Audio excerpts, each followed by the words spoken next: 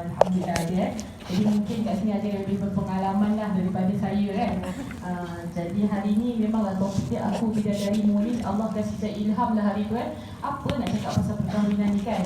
Dan ialah banyak perkara. Orang-orang lelaki pun dah cakap kan, ustaz-ustaz dah cakap sebelum ni betul. Siapa yang datang all the BTM ni session yang sebelum ni, previous yang Ustaz Fadli ni ada. Ada yang baru hari ni jugalah. Okey. Ada yang datang dia untuk kajian tu Ustaz Nurhan dan Ustaz Zahid. Ada. Alhamdulillah. Jadi insya-Allah lah kalau apa yang saya sampaikan pada malam ini mungkin ada juga yang sama dengan mereka. Dah tentulah topiknya lebih kurang sama kan, cuma tapi saya kira bagi siapa yang mungkin dah datang ketiga-tiganya yang sebelum ni, semua kan ustaz-ustaz yang cakap kan, satu ustazah kan. So I believe my strength is because I'm a woman.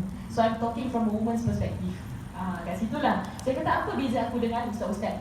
Bukan saya kata macam bukan nak kata macam kita mesti lebih bagus daripada orang, tak, bukan macam itu. Maksudnya apa yang saya boleh beri manfaat kepada diri saya dan semua pada adik-adik, kakak-kakak yang datang pada malam ni kan. So itu yang saya fikirkan. Jadi bila saya fikirkan benda tu, saya dengar balik apa yang Ustaz Nurhan dan Ustaz Zahid cakap. Memang menaiklah apa yang mereka sampaikan. Dan Ustaz Fadli saya sempat tengok slide-slide mereka dia dan sebagainya. Itulah saya mampu. Memang kalau nak cakap ni kena buat persiapan. Lagi kalau saya sendiri bukan orang yang dah berumah tangga. Tu saya buat siang-siang saya bilang disclaimer saya bercakap mungkin dari perspektif single. Tu mungkin yang membezakan saya dengan Ustaz-Ustaz. Satu, mereka lelaki, saya perempuan kan. Mereka semua dah berkahwin, saya belum lagi. So sesiapa yang single kat sini, I feel you. Kalau bukan maksud saya hari ni renting session, no, it's not like that lah. Dan bagi orang yang dah berkahwin, walaupun saya belum berkahwin, tapi saya rasa saya dah lihat pengalaman orang yang berumah tangga. Ya, tak semestinya kita nak merasai sesuatu tu untuk kita nak cakap tentangnya kan. Tapi cukup orang punya pengalaman hidup menjadi iktibar bagi kita. Kalau kita orang yang Allah kata apa, ulil absar, orang-orang yang tafakkarun, orang-orang yang berfikir kan, orang yang reflect, muhasabah dalam diri. So on that note, hari ni saya berbicara. Saya takut juga sebenarnya, saya bagi tahu terus terang. Sebab saya, mungkin ada orang kata Ustaz Aizah ni belum kahwin, apa dia nak cakap pasal kahwin? Apa dia tahu pasal kahwin? Macam gitu kan. Bagi saya tengok ibu bapa saya dalam rumah tangga kan. Saya tengok keluarga saya secara keseluruhan. Saya tengok kawan-kawan saya kan. Adik-adik saya, kakak-kakak saya. Dan perkara tu taklah kata orang macam asing kan. Hari-hari kita tengok dalam kehidupan kita. Dan sebagai seorang ustazah, memang kadang-kadang orang tanya saya soalan macam-macam. Mungkin ada juga di sini yang pernah FB message saya. Saya minta maaf lah kalau ada yang saya tak jawab kan. Kadang-kadang saya ambil masa nak jawab kan, nak fikir dulu kan, bukan main jawab sembarang. Lepas tu kalau saya salah jawab, orang main screenshot je, hanya selesai saya jawab kan. You faham tak? My words carry weight to certain people and people just main share je. Sebab tu saya tak sembarang-sembarang nak jawab. Bagi saya kadang-kadang saya tak jawab tu ada sebab. Saya fikir dulu, kadang-kadang terlupa. Maaf kata dah banyak-banyak lupa lah kan. So kena nak sikit, kena ingatkan. So saya mohon maaf lah kalau ada yang saya tak dapat terjawab semuanya. So kalau nak tanya malam ni silakan, insyaAllah. Tapi saya tak garanti lah semuanya ada jawapan. Ataupun mungkin kawan-kawan yang ada kat sini ada jawapannya kan, feel free to share juga. Jangan rasa macam I have all the answers. Macam ada kakak-kakak kat sini yang mungkin ada jawapannya. So mereka dah mengalami kehidupan berumah tangga, insyaAllah. Tadi dah dengar lagu-lagu rumah tangga, specially selected. Selalu kita dengar lagu-lagu pop dan sebagainya kan, tapi genre nasyid lah kan. So saya memang orang nasyid. Dan saya rasa nasyid lama-lama ni dia macam, dia ada feel tau. Sama macam dulu lagu lama-lama, macam dia tak banyak secara muzik, tapi dia kata-kata dia tu sangat menyentuh hati. Saya tak tahu, tapi itu yang saya punya observation lah. So lepas ni kalau you rasa nak tengok lirik, boleh tengok. Dulu saya hafal dah, sekarang so nyanyi, takut saya lupa kan. Saya buat lagu saya sendiri, insyaAllah. So hari ini insyaAllah saya akan share beberapa perkara. Saya cuba sebelum jam 9 kita selesai. Andai kata kalau terlebih sikit tu, mungkin tengah ada benda yang sangat penting saya nak cakap lah. Kalau tak ada, saya akan stop dan saya akan beri ruang untuk soal jawab. Okay, insyaAllah. Saya rasa soal jawab itu penting, sebab itu sebahagian daripada agama kita. Ni kalau kita tak tahu dia menjaga sampai bila kita tak tahu. InsyaAllah. Jadi kita akan ada perkongsian juga Subhanallah, kalau kita lihat inilah antara hidangan pada hari ini. So the menu is kan, tujuan perkahwinan Islami, itu akan saya sentuh. Ciri-ciri suami idaman, kan? Akak-akak yang dah kahwin, alamak, ada tak ciri-ciri ni pada suami saya? Nak cari baru macam mana kan? Astaghfirullah ustazah, nak buat apa ni kalau tak ada ciri-ciri ni pada suami saya kan? Yang belum masih lagi boleh fikir-fikir kan? Mungkin ada yang tadi sebelum datang sini ada orang kenal-kenalkan dengan siapa kan? Awak tengoklah ciri-cirinya ada tak pada lelaki ni. Saya rasa setiap daripada kita mesti ada dia punya own preference lah, betul tak? Apa yang saya suka tak semestinya awak suka. But there must be some common things yang semua perempuan nak pada seorang lelaki. Betul tak? Nanti kita akan go through lah tengok insyaAllah. Dan juga ciri-ciri isteri idamanah. Ini untuk diri kita lah. Kan kita nak jadi bidadari bagi suami-suami kita. Andai kata kalau kita diizinkan oleh Allah bertemu jodoh di dunia. Ni cerita orang belum kahwin macam itulah cakap dia. Orang dah kahwin macam mana pun you kena jadi bidadari dia. Kita belum ni masih lagi berangan-angan, bercita-cita kan insyaAllah. Tapi bukan angan-angan tahi ayam lah. Ni betul-betul ada wawasan punya lah insyaAllah. Dan kufu, pernah dengar pasal kufu? Bukan kungfu tapi kufu. Kufu ni kafa'ah, iaitu setara, compatibility.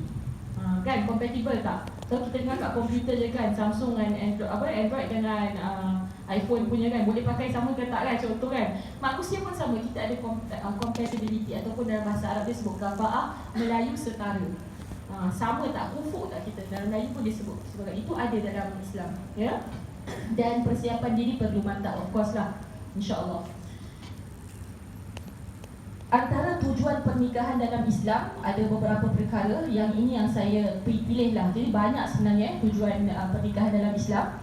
Yang penting kahwin ni satu perkara yang mendekatkan diri kita dengan Allah Subhanahu Wa Taala. So it's a form of ibadah. Kita kata subhanallah, kahwin pun ibadah. Yes, dalam Islam apa sahaja benda yang baik boleh jadi ibadah. Dan ustazah, solat pun ibadah. Itu ibadah secara khusus. Tapi semua perkara yang halal, yang harus, boleh menjadi ibadah kalau kita niatkan dia kerana Allah dan jalan dia kerana Allah. Jalan dia betul. Jadi kahwin ni salah satu cara mendekatkan diri kita kepada Allah, dekatkan keluarga kita, dekatkan pasangan kita, semuanya menuju kepada Allah Subhanahu Wa Taala. That's the beauty of perkahwinan in Islam. Dia ada purpose, ya. Dia ada a bigger role ataupun tujuan, hadaf, ada sesuatu goals yang lebih besar daripada setakat bercinta-cinta gitu biasa sahaja, cinta-cinta yang kosong yang tak ada makna. Tapi cinta kita kalau berpaksikan Allah, the pillar is Allah, insya-Allah Allah akan kasih kita strength. Itu kekuatannya dan keindahannya perkahwinan dalam Islam. Itu yang saya faham daripada apa yang kita lihat sepanjang dalam perkahwinan. Silakan masuk aja Dr. Kedua, menzahirkan tanda kebesaran Allah. Siapa pernah dengar surah Ar-Rum? Kalau siapa ada handphone boleh buka surah Ar-Rum. Subhanallah, Allah sebut dalam Al-Quran ni, perkahwinan ni memang antaranya adalah tanda-tanda kebesaran Allah Subhanahu Wa Taala. Kalau surah Ar-Rum, kalau siapa ada handphone ataupun ada Quran dalam dia, boleh tengok. Kalau siapa belum download Quran, sila-silalah download Al-Quran InsyaAllah jangan di Facebook dengan WhatsApp aja kan. Kalau kita lihat contoh dalam satu ayat dalam surah Ar-Rum ayat 21, Allah sebut yang tentang di second point, menzahirkan tanda kebesaran Allah. A'udzubillahi minasyaitonirrajim. Siapa yang dah buka surah Ar-Rum boleh tengoklah juz 21 ayat 21. Subhanallah. Wa min ayatihi an khalaqa lakum min anfusikum azwaja litaskunu ilaiha wa ja'ala bainakum mawaddatan wa rahmah. Inna fi dzalika laayatin liqaumin yatafakkarun. Shadaqallahul azim. Kalau lagu yang mendayu-dayu dalam Al-Quran ni, yang ini disebut sebagai lagu Nahawan. Nahawan ni selalu dilakukan untuk ayat-ayat yang indah, yang bermaksud. Kalau ayat azab saya tak baca lagu Nahawan. Yang azab macam sedap itu azab dia kan. Jadi lagu-lagu dalam Al-Quran ni dia kena sesuai bila kita baca dengan ayat tu. Tu satu kelas lain kalau nak datang lah InsyaAllah tu ada kelasnya sendiri, ada ilmunya sendiri, bukan syuk sendiri.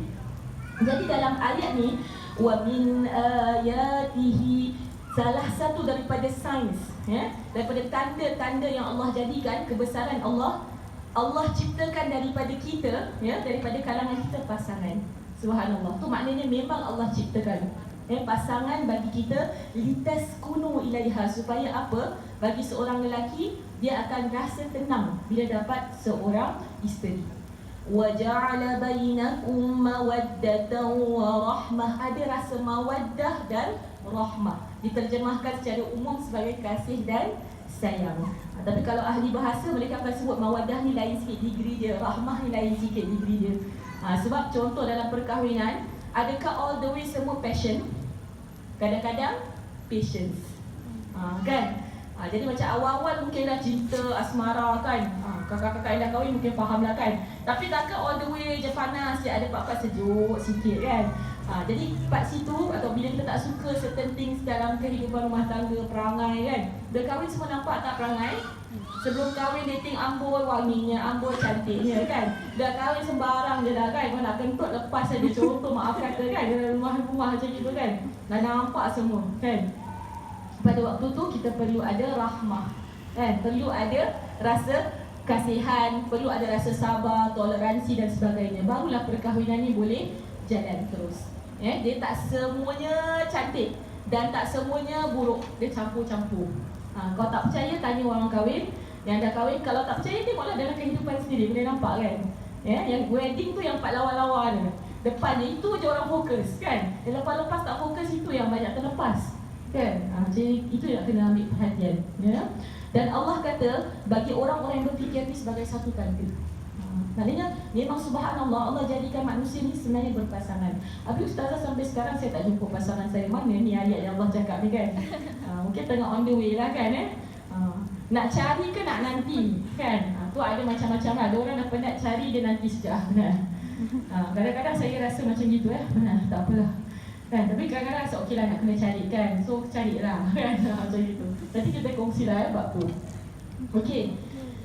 Dan tujuannya juga memakmurkan muka bumi dengan meramaikan orang yang sujud di atasnya. Allahu Akbar. Lahir daripada perut-perut orang-orang ibu-ibu yang beriman ni, anak-anak yang akan menyembah Allah Subhanahu Wa Taala, yang akan memakmurkan bumi dengan banyak berzikir, dengan banyak berselawat, dengan melakukan kebaikan. This is one of the most important rule of marriage. Bayangkan semua orang tak nak kahwin, bayangkan semua orang sendiri, single for whatever reason lah kan.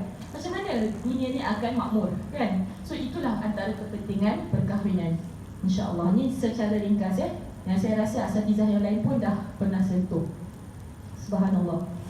Kemudian, okey, saya masuk pada ciri-ciri suami idaman. Semua ada list tak? Nak suami macam mana ke tak ada? Siapa-siapa je lah ustazah kan. Penat lah tunggu-tunggu ni kan. Penat tak kena cakap, engkau ni janganlah memilih sangat. Klise kan. Kan? Tapi kau tak pilih macam mana? Itu jawapan saya. Kalau orang cakap, memanglah kan kita terasa offended as singles kan. Jangan kita belum dapat jodoh kan. Dia orang cakap sedap je. Jangan nak memilih sangat, terima je lah siapa yang datang kan. Asal di hidung ada mata, ada telinga kan. Kita ni manusia ke binatang kan. Macam itu kan. Saya akan jawab balik macam ini. Memang jawapan saya kadang-kadang orang rasa cik emosi lah kan. Tapi biasalah, emotion is part of us. Jawapan saya adalah kan, tak semestinya betul lah Saya akan katakan, semua orang memilih. Awak dapat apa yang awak pilih. Betul? Sebab tu awak teruskan perkahwinan tu. Itu pun benda yang belum pasti. Dah kahwin pun ramai orang yang ada masalah, ramai orang yang mencari-cari kebahagiaan di sebalik yang keindahan yang kita nampak tu kan. Allahuakbar. Kan? Saya pun memilih, tapi saya belum jumpa yang sesuai dengan apa yang saya kehendaki ataupun apa yang saya perlukan, apa yang saya hajatkan. So for me, there's no shame in memilih. Tak salah apa kan? Orang lelaki pun memilih, orang perempuan pun memilih, sama-sama memilih. Tapi apakah pilihan yang paling sesuai untuk diri kita? Yang terbaik untuk diri kita? Betul tak? Itu yang kita tanya. Sebab kahwin ni bukan 1-2 hari. Kahwin berapa hari?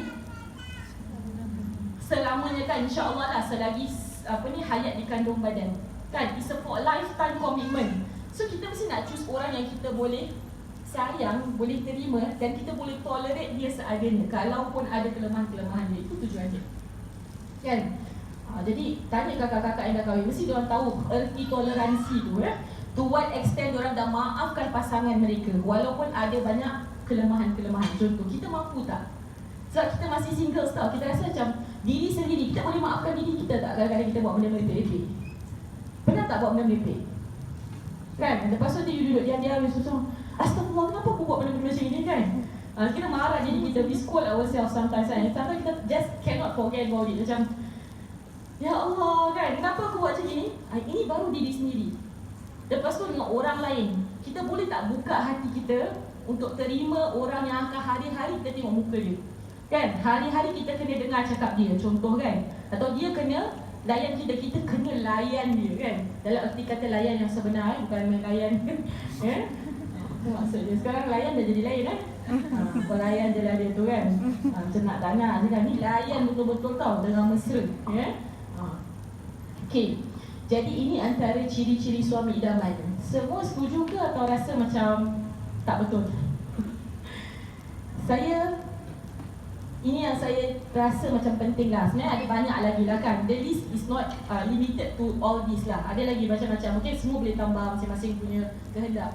Tapi saya yakin yang bertakwa itu paling penting. Sebab Rasulullah SAW sendiri kata pada orang lelaki lah. Rasulullah cakap untuk lelaki tapi sebenarnya itu umum. Semua orang pun boleh relate. Rasulullah kata apa? Tungkahul mar'a li arba'. Perempuan itu dikahwini kerana 4 perkara. Kerana apa? Kerana dia punya keturunan, kerana dia punya kecantikan, dia kerana hartanya dan juga kerana agamanya. Dan fazfar lidati din taribat siadak. Kata Rasulullah, siapa yang pilih yang ada agama, itu yang paling untung. Itu dalam antara, ada lagi beberapa pandangan lah tentang hadis itu, tapi itu maksud yang saya faham daripada hadis Rasulullah SAW tu. So takwa itu paling penting.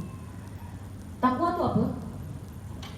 Banyak definisi takwa lagi. Secara ringkasnya, suka dan melakukan apa yang Allah suruh, taat pada Allah, dan benci dan tinggalkan apa yang Allah larang, yang Allah tak suka. Itu very simple punya, mudah nak faham tentang takwa. It's a takeaway buat takwa. Jadi itu penting ada pada diri seseorang, seorang lelaki khususnya, dan kita orang perempuan lah. Kalau kita nak orang bertakwa, kita pun reflect lah, kita pun nak kena ada takwa. Itu yang penting. Saya pun letak benda tu sebagai takwa tu penting. Kemudian berakhlak mulia, dah tentu. Ustazah, so takwa dengan akhlak mulia berbeza je, sama aja kan? Kat sini ada point yang bila orang cakap when someone is religious doesn't mean dia baik. Ada orang macam tak faham, macam dia religious mesti baik lah kan? Dia macam ni sebab agama ni ada part yang kita solat, kita dengan Allah, hubungan kita dengan Allah. Ada part hubungan kita dengan sesama kita. Dalam Islam dua-dua penting. Ada orang pentingkan hubungan dengan Allah je, dengan manusia dia asal boleh je, sembarang aja kan? Is it right? Kurang tepat masih belum sempurna seseorang itu kalau dia akhlaknya sembarang dengan orang. So akhlak ni kita kena tengok lah, Ustazah, very wide. Ya, akhlak mulia untuk diri dia sendiri kan, untuk orang lain. Macam mana dia dengan mak bapak dia, macam mana dia dengan adik-beradik dia, macam mana dia dengan kawan-kawan dia. Dari situ kita boleh tengok kan. Bila kita nak kenal orang ni semua, di situ ada namanya pertunangan kan. Waktu tunang lah kenal. Dalam Islam waktu tunang tu yang waktu yang patut kita kenal orang tu. Sebab tu tunang kena kasih sampan lah. Ustazah, berapa lama tu pertunangan? Masing-masing is relative. Tak ada satu tarikh yang mesti tunang ni, mesti sekian-sekian, tak ada. But selalunya paling lama pun orang 2 tahun dan sekarang lah sekarang boleh, we are talking about this age this time lah, this era. 2 tahun lah, paling-paling itu pun 2 tahun dah lama kan. Kalau paling sekejap pun mungkin beberapa bulan ada orang mungkin 6 bulan sampai setahun dan sebagainya. Masing-masing lah, tengok pada kita punya keadaan juga. Ada orang kenapa sampai 2 tahun sebab tunggu, ada yang tengah belajar, ada yang tengah cari kerja, ada yang tengah pasal nak apply rumah dan sebagainya. Betul tak? Jadi itu masa kita nak kena kenal orang tu betul-betul. Bukan setakat tanya favourite colour, favourite food, kan?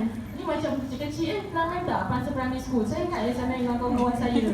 Dulu kecil kan? Kan nasi buku kan? Okay. Nama siapa? Birthday budak-budak kecil kan? 1985, contoh saya 1985 kan. Tapi tak tahu tahun 2017 kan, birthday kan. Baru lahir 1 tahun ke saya dah pada tulis, saya pandai pula. Kan, lepas tu favourite food, favourite colour pula kan. Siapa generasi yang tu macam gitu kan, simpan kan. Allahu Akbar. Jadi, tanyalah soalan-soalan yang memang sepatutnya. Apa soalan yang sepatutnya kita tanya? Kan? Apa dia? Gaji? Kalau semua tanya, berapa gaji awak? Ini macam tak cukup je kan. Kawan pun semua kasi saya lah, pengsan lah macam itu kan. Tak adalah kan. Maksudnya tengok macam mana kemampuan tu ada juga berkemampuan masuk kan. Akhlak tu penting, kita tengok sama tak dengan kita. Lagi satu tadi bertakwa tu nanti saya akan masuk bab kufur, saya akan cerita lagi.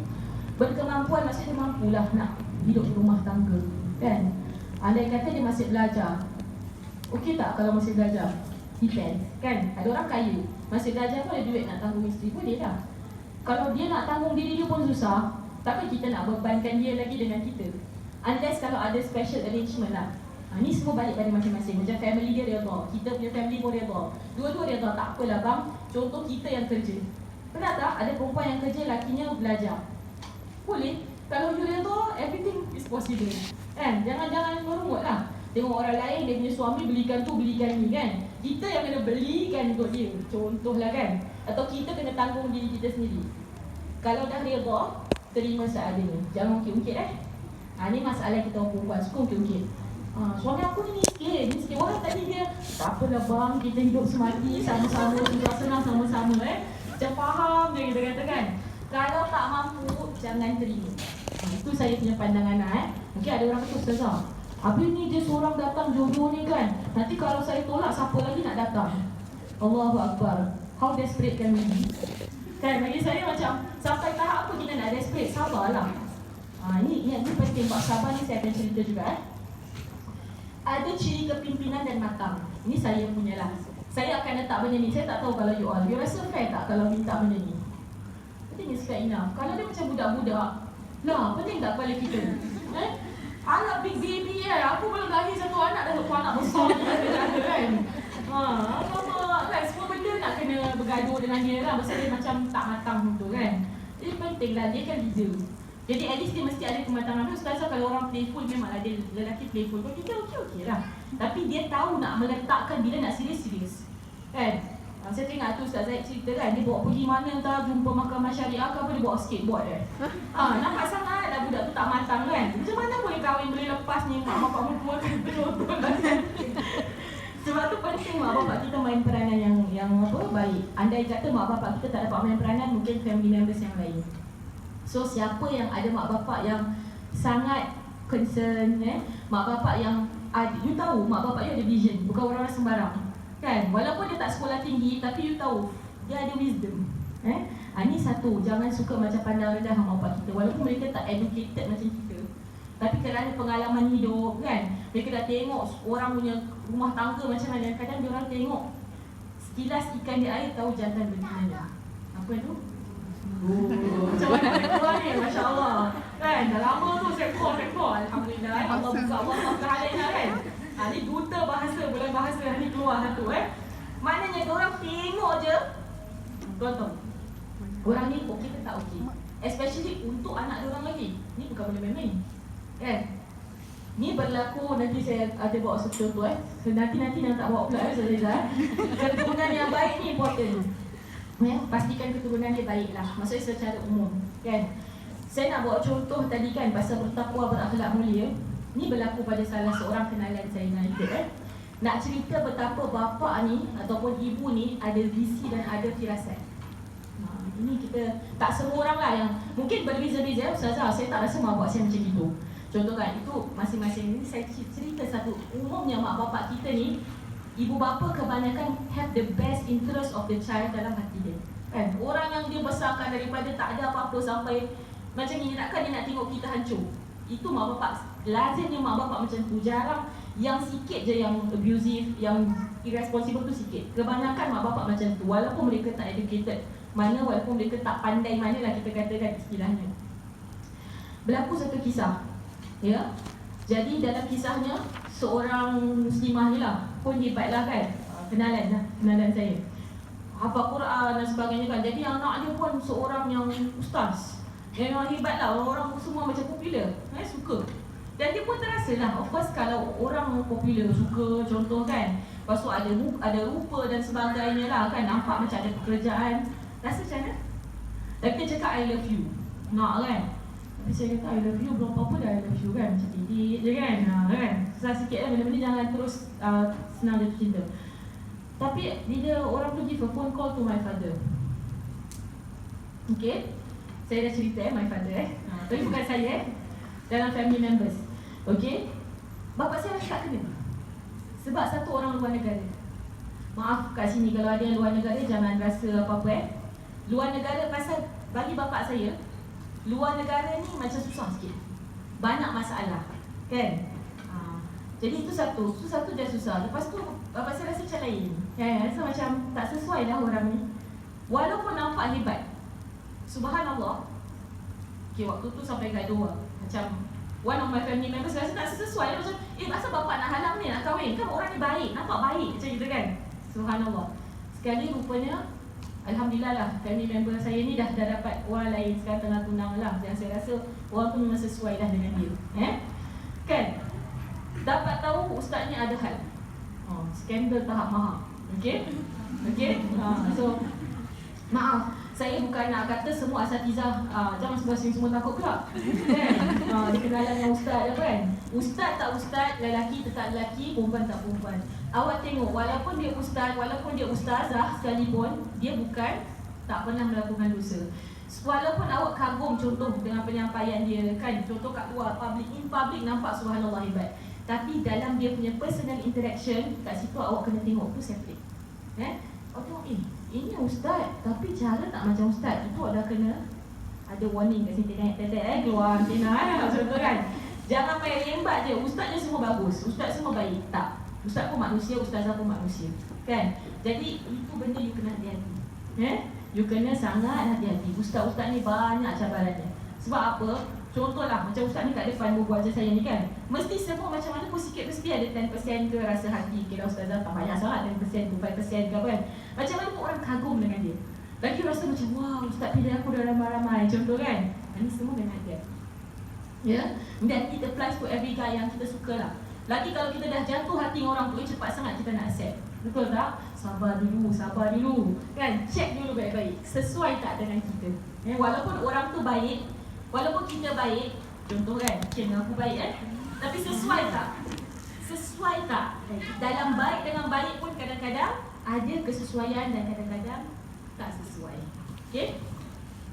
Keturunan yang baik ni secara general lah, maksudnya kita tahu dia keturunan baiklah, keturunan dia. Habis ustazah kalau contoh maaf kata anak zina kan, habis macam mana tak nak kahwin lah dengan anak? Tak gitu, Kalau pun kita tahu dan kita boleh terima, dan walaupun dia anak zina tu salah dia ke?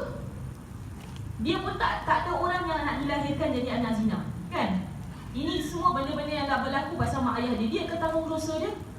Takkan, selagi dia baik, maksudnya tak adalah sampai penyakit yang contoh orang ada AIDS, maaf kata, tak bolehlah nak kahwin kan. Kecuali kalau dia maklumkan yang boleh terima ni penyakit-penyakit yang berat, yang serius, kena bagi tahu, tak boleh main-main kan, sebab boleh spread dan sebagainya. Kalau dia memang baik orangnya dan dia berubah kan, contoh mak bapak dia yang mak bapak biologi dia macam gitu, tapi dia sendiri tak nampak macam tu, dia orang yang baik. Kalau rasa awak boleh terima dia kan, terimalah. Mudah-mudahan dia dapat bina keluarga yang baik, habis cut the vicious cycle dia. Boleh tak jadi? Boleh. So tapi ini benda nak kena hati-hati, nak kena tengok satu-satu lah, case by case basis, insyaAllah. Ini untuk suami. Dan adalah lain-lain. Kalau contoh macam saya akan tambah. Ni saya dah share kat sini lah, so saya tak boleh kasih live. Kalau live satu Singapore tahu kan, contoh saya buat. So ada yang live kan kat sini? Ada yang tolong jangan live kan? Okay. Kalau contoh saya nak apa? Saya kalau boleh nak sama dengan saya. Maksudnya apa? Kalau boleh ustaz. Dulu saya letak tu sebagai satu priority. Sekarang saya dah lower. Sebab apa? Tak semestinya macam tadi saya cakap, tak semua ustaz tu baik. Keduanya, bukan senang juga kadang nak dapat ustaz. So I put ustaz as a bonus. Nampak tak? Macam expectation kita ataupun apa kehendak kita pada seorang suami, ciri-ciri kita nak ni boleh berubah juga. Tapi bukan ustaz, okey tak? Kenapa selalu nak ustaz? Ramai je lelaki yang nak ustaz, semua baik apa? Kan? Betul, saya tak nafikan. Dan sekarang saya boleh terima.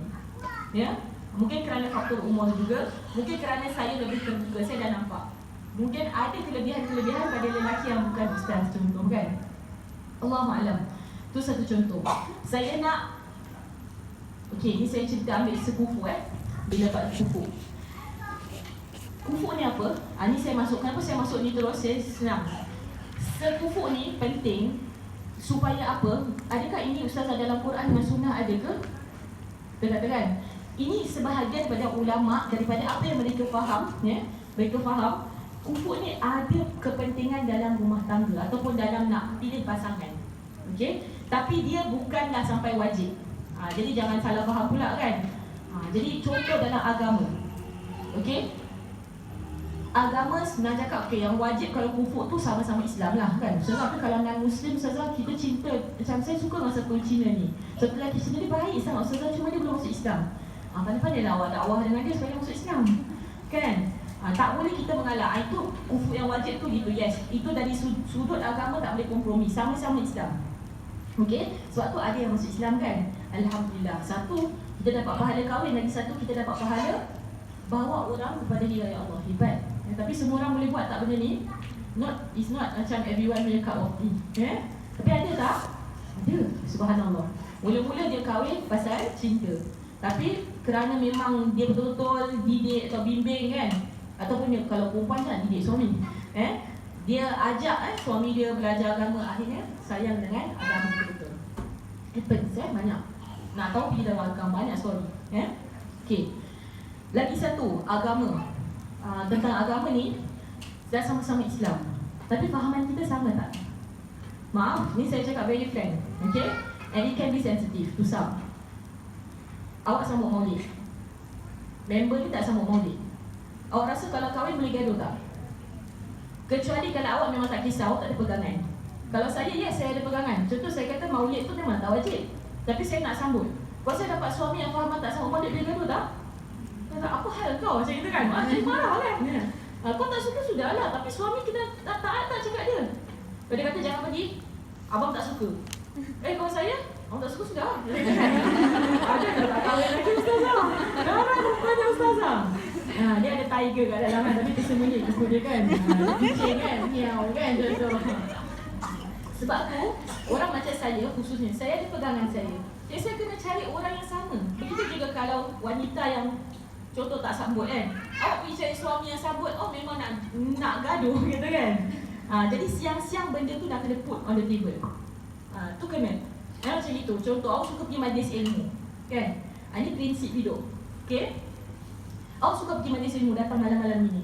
Contoh kan, mak bapak awak kisah tak? Alhamdulillah mak bapak kata tak apalah nak pergi masjid, nak belajar apa salahnya kan. Sekali datang suami, bakal suami lah, wah handsome semua, dah tengok kaya, bank mana macam tu kan, terpuji juga saya contoh gitu kan. Sekali dia kata kalau awak kahwin dengan saya, malam-malam pun tak boleh keluar, duduklah kat rumah. Kan dia kata, buat apa duduk kat rumah kan, dia kata kan. Layan dia. Kau contoh kan, boleh tak awak imagine, awak betul-betul fikir. Ni kesilapan yang saya lakukan. Saya just share sikit lah. Saya pernah tunang dan saya putus kan. Saya tak fikir betul-betul masa dia cakap. Siang-siang dia dah letak condition. Dia kata kalau saya kahwin dengan dia, saya tak boleh ceramah depan lelaki. Contoh. Dan saya tak boleh masuk tilawah Al-Quran. Mula-mula saya cakap ya. Dan saya tak salahkan. Sebab tu bila saya putus tunang, saya tak salahkan 100%. Saya salahkan diri saya juga. Kenapa waktu tu saya tak fikir betul-betul masa dia cakap? Saya ingat apa? Ni learning point yang you all boleh belajar daripada saya punya kesilapan. Saya ingatkan saya boleh ubah dia. Saya ingatkan saya boleh ubah dia. Maksudnya apa? Tak apalah nanti kalau dia suka aku, dia boleh change. No. Tak semestinya bila kita suka orang dan orang suka kita balik, semua benda dia nak change kerana kita. Betul tak? Itu namanya prinsip hidup. So awak kena tahu prinsip hidup dia apa, dia punya world view dia apa. Awak bayangkan bila bapak saya dapat tahu pasal orang ni, dia, tapi jujur saya kata orang ni baik, tapi tidak sesuai untuk saya. This is life example that you can learn from. Betul tak? Kan? Dia baik, dia seorang ustaz. Dan banyak benda kita sama, tapi empat prinsip hidup kita tak kukuh. Saya menangis, saya nangis teruk. Bapak saya nangis. Berapa bulan solat tu memang menangis. Tapi bukan menangis bertaubat, nangis sedih. Macam mana dia korang? Macam itulah berlaku. Sampai sekarang Alhamdulillah baru macam okey sikit.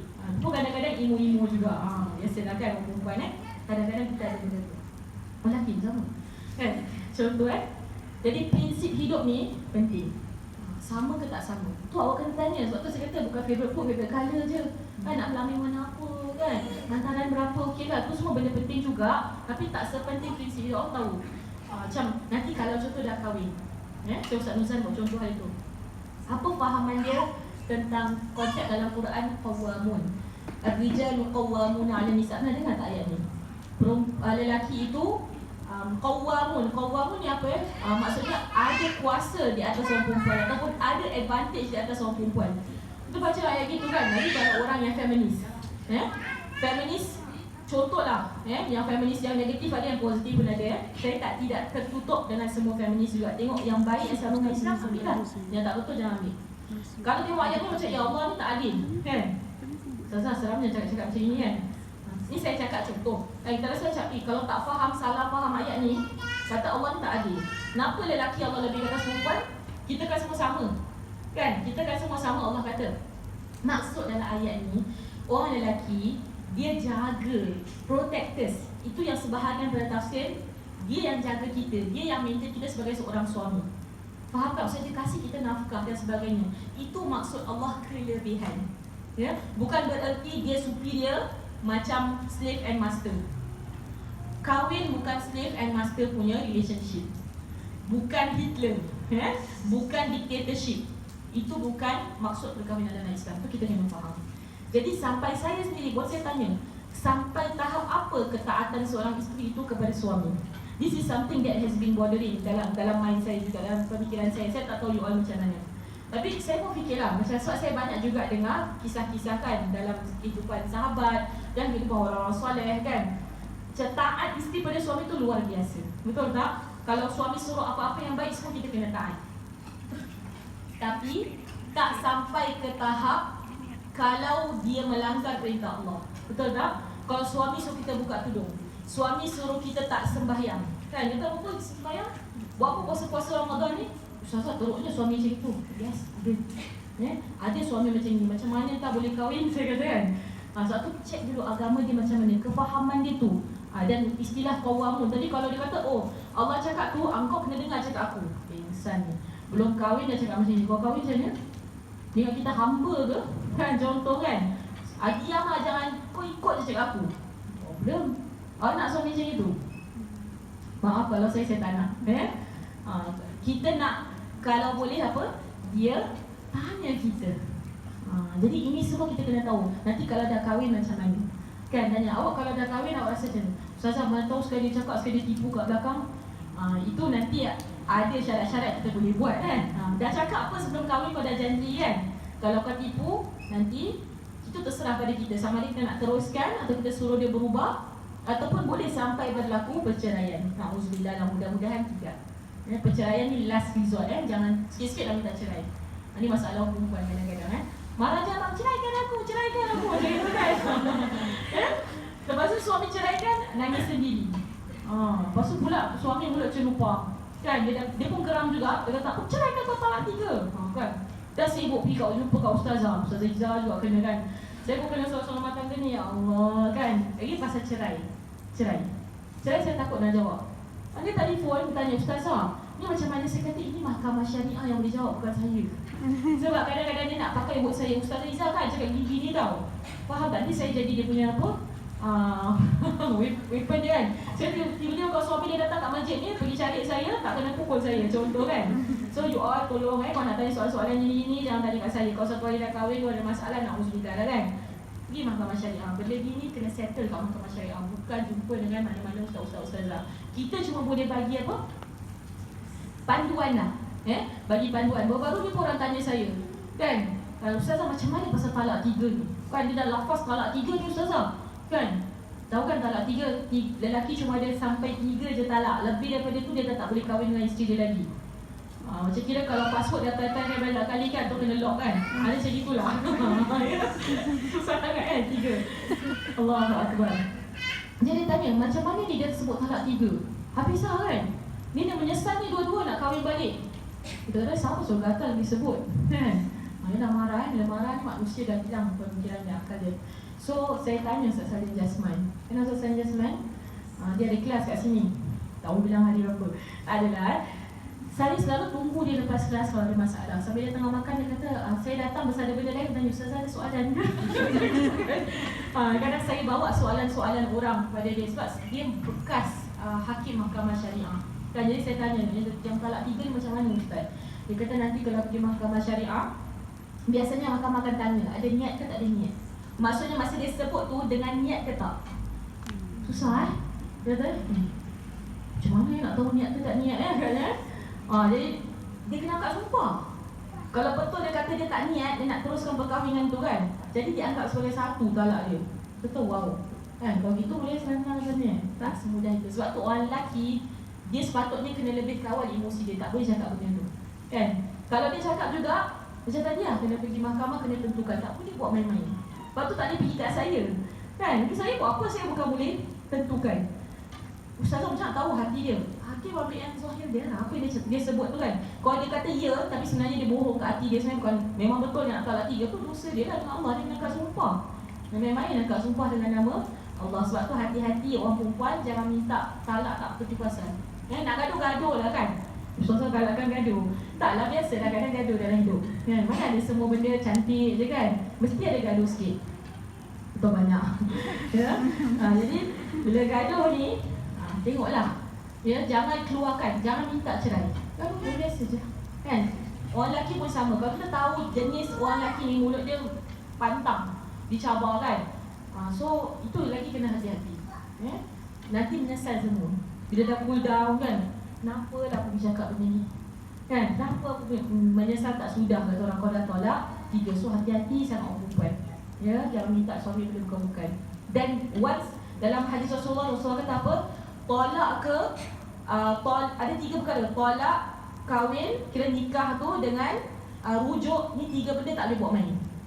Main-mainnya pun betul, betulnya betul lah. Faham maksudnya? Tak boleh buat main-main. Ni cakap je boleh terjadi. Contohlah kat rumah orang nak berlakon kan. Dia tu ada satu lelaki datang kan. Orang panggil apa? Saya bapak awak kata aku nikahkan kau kan. Macam buat main-main gitu kan. Nikah? Awak dah jadi isteri dia macam main-main kan. Ustazah belum panggil naik kau di Ustaz Nuzhan ke Ustaz Zahid ke sampai contoh kan. Yalah, tapi dari sudut agama tu dah kahwin tau. So jangan buat main-main. Kalau nak kahwin betul-betul. Cerai pun sama. Jangan buat main-main. Sama juga dengan rujuk. Kalau dia nak rujuk dengan isteri dia balik, pun kena pergi mahkamah juga. Ustazah semua pergi mahkamah. Yelah, siapa suruh pergi main-main benda-benda ni kan. Dia rujuk pun ada, set rujuk. Saya pernah nampak. Bila saya kan buat madrasah punya bahagian madrasah, parents kan, ada set dia kan. Apa ni? Set rujuk pun ada. Jadi tak boleh main-main. Dah ada satu bukti yang dia dah pernah ceraikan sekali dan balik semula. So ada lagi berapa chance? 2 chance. Dia main-main ni 2 je tau lagi. So kena hati-hati. Okay, so agama, prinsip hidup, pendidikan. Kalau boleh samalah pendidikan dengan kita. Kan, Ustazah, saya pergi universiti. Dia okeylah diploma. Tak kisahlah, kalau kita redha tak apa, tak jauh sangat. Kan? Maksudnya apa? Supaya sama aspirasi pendidikan. Contoh, satu hari kita ada anak. Kita nak tak anak kita belajar sampai tinggi-tinggi? Contoh kan, kita zaman sekarang kebanyakan perempuan kita kata, we will aspire high. Kan, kita sanggup susah payah keluarkan duit, kumpul duit untuk anak-anak kita. Sekali dapat satu suami, alah tak payahlah, susah. Perempuan ni akhirnya pergi kat dapur juga. Geram tak? Kan, minta anak-anak awak belajar tinggi-tinggi. Perempuan ni pandai sangat tinggal dengan dia. Geram tak kan? So, dia nak, habis awak kahwin masa ni apa? Contoh kan? Contoh lagi, kalau saya nak anak saya masuk madrasah. Contoh, sekarang saya dapat satu suami yang dia rasa madrasah tak bagus. Jadi susah tak hati saya? So benda-benda macam ni semua dah boleh bincang dulu. Maksudnya dalam pertunangan tu, ataupun kenal-kenal tu kan, masa tengah kenal tu, tanya soalan-soalan yang ada duit lah. Yang memang betul-betul kita kalau hidup dengan dia boleh ke tak? Macam tu. Tanya soalan macam tu Pekerjaan. Contoh semangat kan. Ni saya buat contoh yang agak ekstrim Raja kahwin dengan cleaner. Awak rasa okey tak? Apa salahnya Ustazah? Ya, cerita Cinderella lah konon-konon kan, kita kata kan. Memang tak salah dari sudut agama, tapi sudut kufur. Setara tak? Pemikirannya sama tak? Ini pemimpin negara, yang satu fikir benda yang sangat mungkin trivial. Saya tak menafikannya, ini macam bias pula Ustazah dengan cleaner. Cleaner memang bagus tau, baik tau orangnya. Cuma dia tak sempat nak belajar tinggi, tapi pemikirannya tinggi ada. Ya, maksud saya kat sini, pekerjaan ni kita boleh tak sama-sama? Kita sama wavelength tak? Kan? Mesti ada sesuatu yang dalam hidup ni yang sama. Contoh banyak-banyak benda kan. Apa persamaan di antara kita yang kita boleh tengok minatnya sama lain. Ini penting dalam perkahwinan. So you all boleh fikirlah kan. Dia bukan setakat favorite colour sama, you suka nasi ayam, you suka nasi ayam. Ya? Ayam apa suka? Kopi ke tea awal kan. Itu semua tak penting lah ya. Tanya pasal benda-benda yang penting dalam hidup. Tapi Ustazah, contohlah saya boleh terima dia kerja yang mungkin gajinya lebih rendah daripada saya gajinya tinggi contoh kan. Tak apa kalau you memang boleh terima. Macam saya cakap tadi kan, tapi jangan ungkit. Kalau dia susah, awak tolong dia. Boleh support dia tak? Sama-sama support kan. Itu dia. Kalau nak, terima seadanya. Kalau tak nak, siang-siang cakap minta maaf. Siang-siang cakap, jangan dah dah nak kahwin baru nak cerai, nak minta putus. Kesian kan. Jangan mainkan perasaan orang. Kalau awal-awal tak nak cakap betul-betul. Okay. Ciri-ciri isteri idaman. Idaman siapa ni Ustazah kan? Ni umum lah, berdasarkan daripada hadis Nabi, daripada banyak pandangan-pandangan kan. Sejuk mata memandang. Tadi lelaki saya tak sebut handsome kan. Masing-masing lah kriteria awak kan. Bagi awak handsome tu hitam manis contoh kan. Bagi satu sawo matang, bagi satu lagi merah putih kulitnya kan. Masing-masing lah ya. Handsome ke, seksi ke, tu masing-masing punya penilaian kan. Tak ada orang yang berhak nak tentukan siapa yang awak suka kan. Macam kata awak lah, mata awak nak suka lelaki macam mana kan contoh. Apa tunjuk orang perempuan. Subhanallah. Jadi kata dalam sebuah hadis Rasulullah SAW kata apa? Macam bila engkau memandangnya, hati engkau rasa suka. Subhanallah. Sebab tu beauty is in the eye of the beholder. Betul lah. Maknanya handsome, cantik, tahap model-model ni itu cuma hanya di magazine. Kan? Itu pun semua airbrush. Betul tak? Semua Photoshop. Kan? Sekarang muka dia ada jerawat, tapi dia Photoshop tak ada jerawat. Kan? Contohlah kan. Saya ni dah tua pun masih banyak jerawat lagi ya. Contoh. Akhlak mulia penting. Kita nak suami akhlak mulia, kita pun kena akhlak mulia. Maksudnya apa? Nanti bila kahwin ada mak mentua. Betul tak? Kita boleh tak baik dengan mak mentua kita? Jadi menantu pilihan. Kan sekarang cerita apa? Menantu international kan? Lecu cerita dia, Allah beri aku kan? Contoh ya, berakhlak mulia. Boleh tak baik dengan mentua? Ni siang-siang belum kahwin dah buat suami kita, bakal suami kita rasa resah kan? Mak you ni kan macam ada je benda yang kita tak suka. Patutnya kita tawan lah hati mak mentua kita. Ustazah, saya je nak tawan hati dia, penat dah Ustazah. Nak tawan hati suami saya, nak tawan hati dia, saya nak tawan orang je. Kan? Siapa nak tawan hati saya? Contoh kan? Ni mungkin keluhan-keluhan ni, real life cases lah. Sebab tu bila kita kahwin dengan orang, it's not just with the person, it's the family. Kan? Sebab tu kena tengok juga family dia sesuai ke tak dalam kita. Ni penting mungkin family awak macam mana kan. Contoh family kita, contohlah family saya, tak kisah kalau anak pandai masak sangat ke tak pandai, tapi tahulah masak kan. Tapi ada family, anak perempuan mesti tahu masak rendang, macam ini resepi dia, contoh kan. Mesti rasa dia gini. Contoh Kalau tak gini tak boleh kahwin dengan anak makcik. Dia nak makan apa nanti? Kau hari-hari nak kasi suami kau makan McDonald, contoh kan. Hari-hari makan Maggi, lama-lama suami kau pun macam Maggi, contoh kan. Ada kata gitu kan. Ambillah belajar Kalau ada resipi-resipi dia orang makan sekali kat rumah, sedap lah. Macam otak-otak bagi dia cik ke mak kat orang, dah belum kahwin dah panggil mak. Mak boleh tak kasih resipi? Macam tu suka hati dia besar. Berbunga-bunga hati dia. Buku resepi 7 keturunan pun keluar. Kan? Tengok engkau, bila aku nak masak, bila aku nak pergi kerja, bila aku nak buat macam-macam. Tapi ambil hati. Ini penting bina rasa kasih sayang. Macam mana awak rasa effort awak buat untuk anak dia, begitulah ambil hati mak bapak dia seada yang awak mampu. Kan? Bukan dia suruh belikan beg mahal-mahal ke, tapi ada juga kes-kes gitu yang awak mampu buat. Kira-kira satu hari kalau awak duduk tumpang kat rumah dia sebelum dapat rumah kan. Ni berlaku hari ni kan. Kahwin tu dapat rumah ke? Kan kita kadang duduk rumah mentua, ataupun suami kita duduk dekat rumah kita. Itu penting ambil hati sebelum kahwin dan continue. It's a continuous punya effort. Bukan main-main, bukan pura-pura. Kalau betul-betul tak boleh, fikir baik-baik dengan family dia. Boleh ngam ke tak dengan family dia. Saya nak kahwin dengan dia, bukan dengan family dia. Ya, tapi awak juga perlu hidup dengan mereka. Na'udzubillah kalau kes-kes yang macam sihir dan sebagainya tu awak kena tengok juga. Kalau family ni kuat sangat dia punya mistik dia kan, belum apa-apa dah rasa macam lain je kan. Ni pun nak kena tengok juga main-main benda. Ustazah masih ada zaman moden ni. Ya, sebab pemikiran kuno khurafat ni masih wujud lagi. So hati-hati juga jangan kosong-kosong. Kita orang-orang beriman ni banyak amalkan zikir-zikir tertentu. Kan, Ustazah apa zikir kan? Paling-paling ayatul kursi tu jadi kita punya basahan pendinding kita. Hari-hari lepas solat baca ayatul kursi. Itu saya amalkan, alhamdulillah, so far alhamdulillah Allah bantu. Ni ayatul kursi lepas setiap solat fardu jangan tinggalkan. Baca. Dan memang Rasulullah kata fadilatnya ayatul kursi ni, kita dengan syurga ni hanya dipisahkan dengan kematian. Maknanya orang yang suka amalkan ayatul kursi ahli syurga. Bidadari syurga, bidadari Allah Subhanahu wa ta'ala. Lagi hebat subhanallah. Tapi saya nak jadi bidadari kat bumi dululah dengan suami sebelum bidadari kat akhirat dia. Mudah-mudahan dapat dua-dua, amin. Kan? Jadi ayatul kursi ni amalkan, insya-Allah pendinding. Kalau ada orang-orang niat tak baik, dengki kan, Allah sisihkan kita daripada dia, insya-Allah.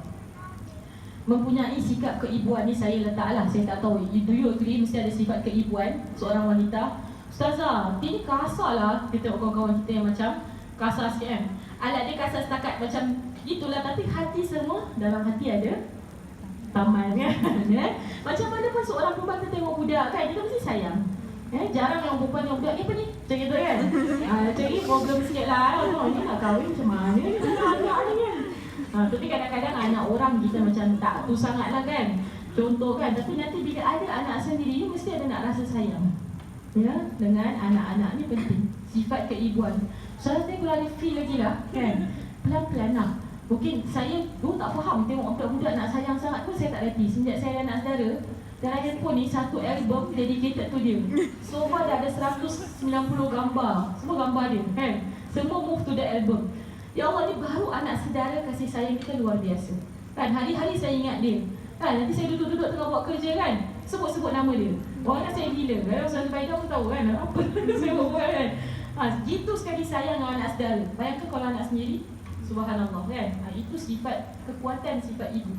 Dan saya tengok adik saya, subhanallah, bangun malam kan, suka sembahyang tahajud ni. Ustazah, jaga anak malam-malam, subhanallah. To all singles, be happy. Sebab apa? Allah masih lagi kasih kita nikmatnya tidur. Orang ada anak, tanya kakak-kakak yang ada anak, macam mana kan? Anak dia cute, cantik kan? Kita kata kan? Kata, ya Ustazah, cute cantik. Malam ni yang cute cantik ni aku nak kena jaga ni. Contoh kan? Kan? Dia bangun malam-malam nangis subhanallah. Kakak-kakak yang dah anak besar-besar dah okey kakak kan? Dari masalah pula Allahu Akbar. Jadi penting Allah kasih nikmat anak-anak, Allah tarik juga satu benda lain. Kita Allah tarik satu nikmat, tapi Allah kasih nikmat tidur. Contoh kan? Dua-dua ada dah Allah bagi kan? Tak ada semua orang dapat everything kan? Tapi satu hari insya-Allah anak-anak besar jadi orang-orang soleh. Insya-Allah, amin. Kita doalah mudah-mudahan Allah kasih peluang dapat anak. Tapi satu hari dapat, ingat jangan bermulut tu satu nikmat Allah kasih, tapi ada ujian-ujian lain. Tu kena prepare. Sebab tu sifat keibuan tu penting. Keturunan yang baik sama fair. Bukanlah keturunan wali songo ke, keturunan diraja ke, tidaklah. Maksudnya orang baik-baik dah, orang soleh secara umumnya. Kemudian bijak mengurus rumah tangga. Macam mana pun lagi suami Asia. Kita tak dapat lagi daripada geografi dah pukul 9 insya-Allah. Suami yang kawasan Asia ni, apa dia punya stereotip dia? Dia mengharapkan isteri boleh masak kan? Tapi itu wajib ke? Tak, Wah Ustazah, semua dah belajar ni. Tak ni kan? Jadi kahwin ni, abang yang paksa saya masak, abang buat masak untuk saya. Gila, jadi gaduh Kalau awak nak suami Asia kan, yang kulit sawo matang macam kita, yang mata hitam, rambut hitam ni kan, memang orang lelaki semua nak merasa air tangan isteri dia. belajarlah sikit-sikit masak. Janganlah tak belajar langsung. Ustazah Maggi apa-apa flavor semua saya boleh kasih. Tolonglah contoh kan. Awak pun makan Maggi hari-hari minta. Contoh kan. Ambillah tahu resepi-resepi. Belajarlah sikit-sikit. Tak payah susah-susah sangat. Yang senang-senang pun boleh. Contoh kan. Dia awak tahu apa kegemaran dia kan. Ustazah dia suka nasi ayam. Hari-hari saya masak nasi ayam. Lain-lain sikit kan. Muntah makan benda sama dia hari. Tukar lah. Makan luar kan. Tapi Alhamdulillah ada suami tak kisah. Kat sini you nampak subhanallah, lelaki ni pun pelbagai. Dia toleransi dengan kita. Kita boleh toleransi dengan dia tak? Ni penting. Ya? Kalau jenis suami, suruh juga contoh pandai jahit.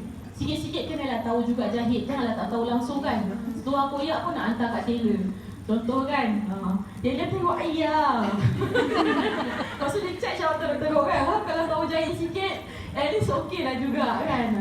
Bikin malu company je kata orang kan. Saya cakap ni untuk diri saya juga sikit-sikit kena tahulah buat urusan rumah tangga. Kena kemas-kemas juga. Ustazah dah macam maid je ni semua kan. Baik dia kasih saya satu maid kan. Dia tolong buat semua. Yelah kalau suami kita gaji banyak bolehlah minta satu maid. Kalau gaji dia sikit kan nak kasih makan kita je ni. Nak besarkan anak dara orang ni kan. Contoh pun dah tak cukup. Sama-sama lah. Ya buat kerja rumah. Sebab tu penting. Kalau saya tak tahu mungkin biasnya anak-anak lelaki saya tak terlepas daripada buat kerja rumah. Saya kalau satu hari ada anak lelaki, saya nak anak lelaki saya belajar juga buat kerja rumah. Kita tanam niat kalau kita ada anak-anak lelaki kan, dia nanti satu anak lelaki kita dia tak susah kawan perempuan, tak susahkan isteri dia kalau kahwin, dia boleh sama-sama tolong.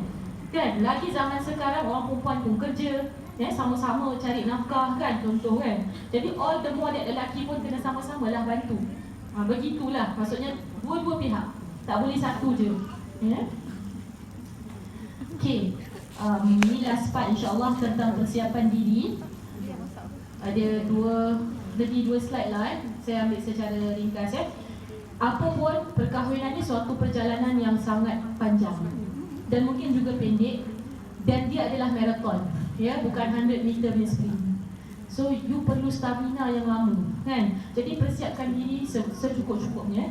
Kelas-kelas agama hadiri, faham hukum-hukum perkahwinan, faham apa-apa yang berlaku nanti, apa hak kita sebagai seorang isteri kan.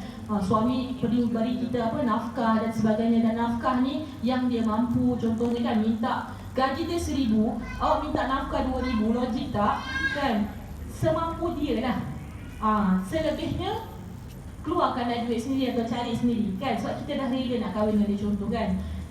Nafkah yang patut diberi macam pakaian kan, apa yang dia mampu untuk beri kita. Jangan compare dengan orang lain. Ni masalahnya bila orang dah kahwin, dia suka compare dengan kawan dia. Suami dia kaya raya, mestilah dia mampu everything kan. Tapi ada tak kelemahan suami dia yang suami kita pula ada kelebihan? Ada. So jangan compare dengan orang, tak akan bahagia kalau compare lain. Buat peningkatan diri. Macam saya sebut tadi kan, kalau dulu tak tahu masak, pergi belajar. Dan tak tahu potong ayam, tak tahu potong ikan, tak tahu potong sotong, belajarlah. Sekarang YouTube pun banyak kan. Guru-guru YouTube ambil lah. Kalau segan sangat nak pergi tanya-tanya orang. Tapi kalau awak boleh tak tengok mak awak buat kan, ambil sikit-sikit, ambil tahu. Paling-paling pun kalau bukan untuk suami, nak makan sendiri apa, kita tahulah ada rumah sendiri, takkan hari-hari nak pergi beli kat bawah makanan. Kedua, perhatikan dan ambil iktibar daripada hidup orang lain. Apa sahaja yang berlaku dalam hidup keluarga kita. Contoh macam saya, bapa saya kahwin poligami. Contoh kan? Saya belajar, saya tengok apa sebenarnya dalam kehidupan poligami. Orang banyak macam cerita poligami tak baik. Semua macam anti 100%. Ada yang suka 100%. Dia sebenarnya macam kahwin satu juga, ada cabaran dia. Kahwin 2 ke kahwin 3 pun ada cabaran dia. Dan ada kelebihannya juga. Jadi saya perhatikan dalam kehidupan rumah tangga, contoh ibu saya. Satu contoh yang baik, saya tak tahu Allahu'alam saya boleh ikut mak saya ke tak. So far dalam kehidupan saya tak pernah nampak mak saya tinggi suara dengan bapak saya. Walaupun marah. Ustazah, mak Ustazah ni malaikat ke wali ke apa ni kan? Mak saya marah. Mak saya pun ada benda tak setuju dengan bapak saya. Kalau benda merepek, contoh kan. Orang lelaki ni ada dia punya merepek dia juga kan. Kita orang perempuan pun ada kita yang mengarut juga. Sama kan. Tapi mak saya cakap dengan cara yang boleh, bapak saya boleh cool down lepas tu. Subhanallah. Dia boleh, bila fikir balik dia minta maaf dengan saya. Contoh kan, as compared tu ada wanita yang wah dia contoh kan, bila nak game dia bergaduh kan. Tu yang pergi mahkamah syariah. Contoh Wahab benda petty. Baru-baru ni saya pergi satu saya jumpa family syariah law. Saya pergi kursus tu dekat social service lah. Saya nak tahu apa pasal perceraian so. Saudara siang-siang nak tahu perceraian ni apa hal saudara? Seram kan? Nak bersedia ke? Tidaklah. Maksudnya kalau ada orang tanya saya, sikit-sikit saya boleh jawab juga. Ya Allah, orang mahkamah syariah nak isi tu, nak cerai 3 muka surat. Saya kata orang benda-benda boleh demam yang isi. Kan? Contoh kan? Lepas tu, saya tanya pada lawyer yang conduct the course. Saya tanya sebenarnya apa masalah orang bercerai ni? Adakah semua perceraian ni semua valid ke? Macam patut ke? Dia kata sebenarnya ni pada pandangan personal dia dah. Tapi dia dah banyak tengok orang kahwin cerai kan. Dia kata sebenarnya saya rasa, dia kata akhirnya balik kepada syukur. Rasa syukur, dia kata. Ada yang cerai for petty reasons. Macam suami saya busuk. Saya kata kan, mestilah pagi-pagi contoh bau busuk kan. Tapi ni semua alasan lah. Kita rasa mesti ada underlying punya problems dan yang lain kan. Isteri saya tak pakai minyak wangi, contoh kan. Ada yang isteri saya pakai minyak wangi banyak sangat, macam gitu kan. Semua jadi salah, contoh kan. Wah, kalau untuk suami tak salah pakai minyak wangi. Kalau keluar tu kita kena kontrol Kalau kita tak nak orang lelaki bau terus tercari-cari, siapa ni wangi kan? Dia cari kan, macam bau ayam tu kan. Cari mana KFC kan, contoh kan. Jadi itu kena hati-hati lah bab minyak wangi ni. Kita tak nak jadi fitnah pula atas kita kan. Tapi bukanlah maksudnya orang perempuan ni kena keluar busuk-busuk. Maksudnya bersih seadanya tapi jangan wangi over. Itu nanti orang lelaki yang cari yang ada lagi ada masalah dalam hati dia. So dia kata akhirnya balik pada rasa syukur kan. Suami saya tak kasi nafkah cukup kan. Jadi siang-siang tak fikir ke masa sebelum kahwin kan, dah tahu suami tu susah kan. Akan awak nak suruh. Jadi dia kata benda-benda kecil-kecil pun untuk digaduh. Dia kata sampai jadi cerai. Na'udzubillah min zalik. Sebab tu kalau nak kahwin kan, kena sediakan kakak-kakak kita yang dah kahwin, tanya diorang pengalaman diorang. Terus sediakan hati diorang untuk orang lain kat dalam ni. Kalau kita masih selfish, nak fikir macam kita single selama ni, kita single kan senang. Betul tak? Kalau kerja, paling-paling tolong mak bapak. Betul tak? Lepas tu simpan sendiri. Kalau dah kahwin, you kena tolong suami. Kan? Kalau suami susah, takkan dia kata, abang, pergilah kerja lagi sekarang, duit dah cukup. Suami dia dah balik kerja, contoh ni kes tau. Dia kes seseorang accident kan. Dia kerja pun 3 job. Manusia ni bukan robot. Betul tak? Pasal isteri dia nak minta macam-macam. Contoh kan, jadi dia tak sampai hati. Dia pula jenis yang ikut. Itu yang naik motor sampai accident. Bila suami meninggal, nangis pula. Kan contoh kan. Jadi kita kena tengok. Kita nak minta sesuatu tu sesuai tak? Kalau nak sangat benda, expectation kita usaha sendiri. Ni kawan-kawan saya cerita yang dah kahwin kan. Ustazah, saya sanggup. Contoh saya duduk rumah, tapi saya buat bisnes saya sendiri. Jadi kalau apa yang saya nak, my wants not needs tau. Wants saya sendiri yang tu, saya tak susahkan suami saya. Ni kita kena fikir orang perempuan So kalau kahwin anak raja lain ni kan kahwin orang biasa. So kenalah hati-hati jangan minta yang bukan. Okey, berdoa kepada Allah dikurnia diri dan jodoh yang baik. Ni bagi yang belum kahwin Yang dah kahwin pun tak salah. So dah dapat jodoh, nak doa apa lagi? Kan? Doalah mudah-mudahan Allah Ta'ala jadikan kita dengan pasangan kita orang yang dapat menjadi penyejuk mata bagi satu dan jadikan Rabbana hablana min azwajina wa dhurriyyatina qurrata a'yun. Tu doa yang Allah ajar kan. Rabbana hablana, wahai Tuhan kami, berikanlah kami min azwajina, daripada pasangan kami, qurrata a'yun, menjadi penyejuk mata bagi satu dan lain. Itu penting. Jadi minta walaupun dah kahwin, that spark of love tu kena berterusan lagi tanya kakak-kakak nak maintain dia bukan senang ni. Dah 10 tahun, anak-anak dah besar kan. Itu yang kadang-kadang orang yang tua-tua pun cerai kan. Dia tahan kan, masa dia tunggu anak dia besar kan. Aku dah besar, tak nak lagi, contoh kan. Ini berlaku jadi macam mana nak kasih sayang tu berterusan. Contoh badan dia dah tak lawan. Dulu kahwin pasal nampak dia macam atlet kan, macam bodybuilder. Bila dah kahwin semua fats contoh kan. Setelah ya Allah dia punya perut kan, contoh kan. Dah tak sayang lagi kan. Sebab tu kahwin ni dia tak boleh tengok fizikal dia, semuanya. Tapi kita orang perempuan pun nak kena jagalah. Yang cakap ni pun silakan terasa sendiri kan. Kadang-kadang bapak saya ni naughty lah. Tapi saya cakap, dia kata agaknya pasal kau gemuk tak, sebab tu kau belum kahwin. Saya punya, ni biasalah. Saya tikit rasa cabaran kan, kalau orang lain nangis nangis tu tak kahwin contoh kan. Saya tak apalah, adik saya pun gemuk juga, kahwin juga contoh kan. Apa nak jawab, jadi perdebatan gitu kan dalam keluarga. Tapi saya tak tikit too hard. Saya anggap apa yang bapak saya cakap, saya fikir balik. Betul lah. Kalau kita satu gemuk ni, suami tak boleh angkat. Kan? Siapa kalau dia macam gigi ke apa, nanti nak angkat aku macam mana? Tengok orang kan, gambar-gambar angkat-angkat kan. Itu juga satu motivasi nak kuruskan diri, contoh. Satu tak payah tunggu suami lah, nak jaga kesihatan. Kan sekarang macam-macam penyakit, PMD pun dah cakap suruh kurangkan. Tengok ni, saya mengikuti dia. Sesekali dia minum air gas. Tanya Ustazah Zubaidah, kadang-kadang dia minum Pepsi, saya tumpang-tumpang sikit rasa-rasa. Saya kat rumah, ayah saya tak suka air gas. Dia kata katanya jaga kesihatan. Dia kata aku dah cakap jaga kesihatan pun masih gemuk macam ni. Dia kata kan, saya tak apalah, at least saya exercise juga. Orang gemuk yang fit jugalah. Bolehlah naik tangga juga walaupun mengah sikit-sikit kadang-kadang kan. Sikit ke banyak? InsyaAllah niat murni seperti Ibu Sayyidatina Maryam. InsyaAllah lagi 5 minit. Ini penting niat kita. Siang-siang pasang niat yang baik nak kahwin ni. Hatta orang yang dah kahwin pun sentiasa pasang tajdidun niyah. Apa tajdidun niyah? Renew our intentions. Ini important. Ya. Kenapa Ibu Sayyidatina Maryam, saya ambil contoh. Waktu tu dia tak ada anak. Dia dah agak ada usia. Satu hari nampak anak burung.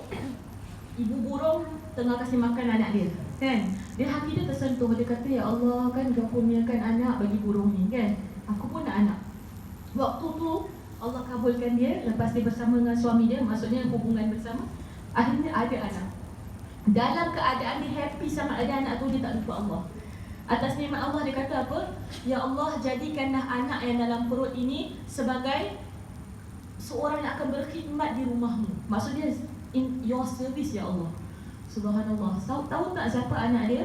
Yang lahir tu Sayyidatina Maryam. Daripada Sayyidatina Maryam lahirnya Nabi Isa. Dan Nabi Isa akan turun pada akhir zaman nanti, bantu untuk mengembalikan keamanan dunia. You bayangkan dia, impact of the niat. Ya Allah, subhanallah, hebat kan? Wahai ibunya Sayyidatina Maryam dah tak ada, Sayyidatina Maryam pun dah tak ada, maksudnya dah kembali ke rahmatullah. Tapi anaknya nanti satu hari akan jadi hero, lawan dengan Dajjal. Betapa hebatnya niat seorang ibu tu. So sekarang tanamkan niat yang baik. Tengah cari pasangan ni, ya Allah, mudah-mudahan nanti bila aku dapat pasangan, aku dapat bina rumah tangga yang engkau ridai, kan?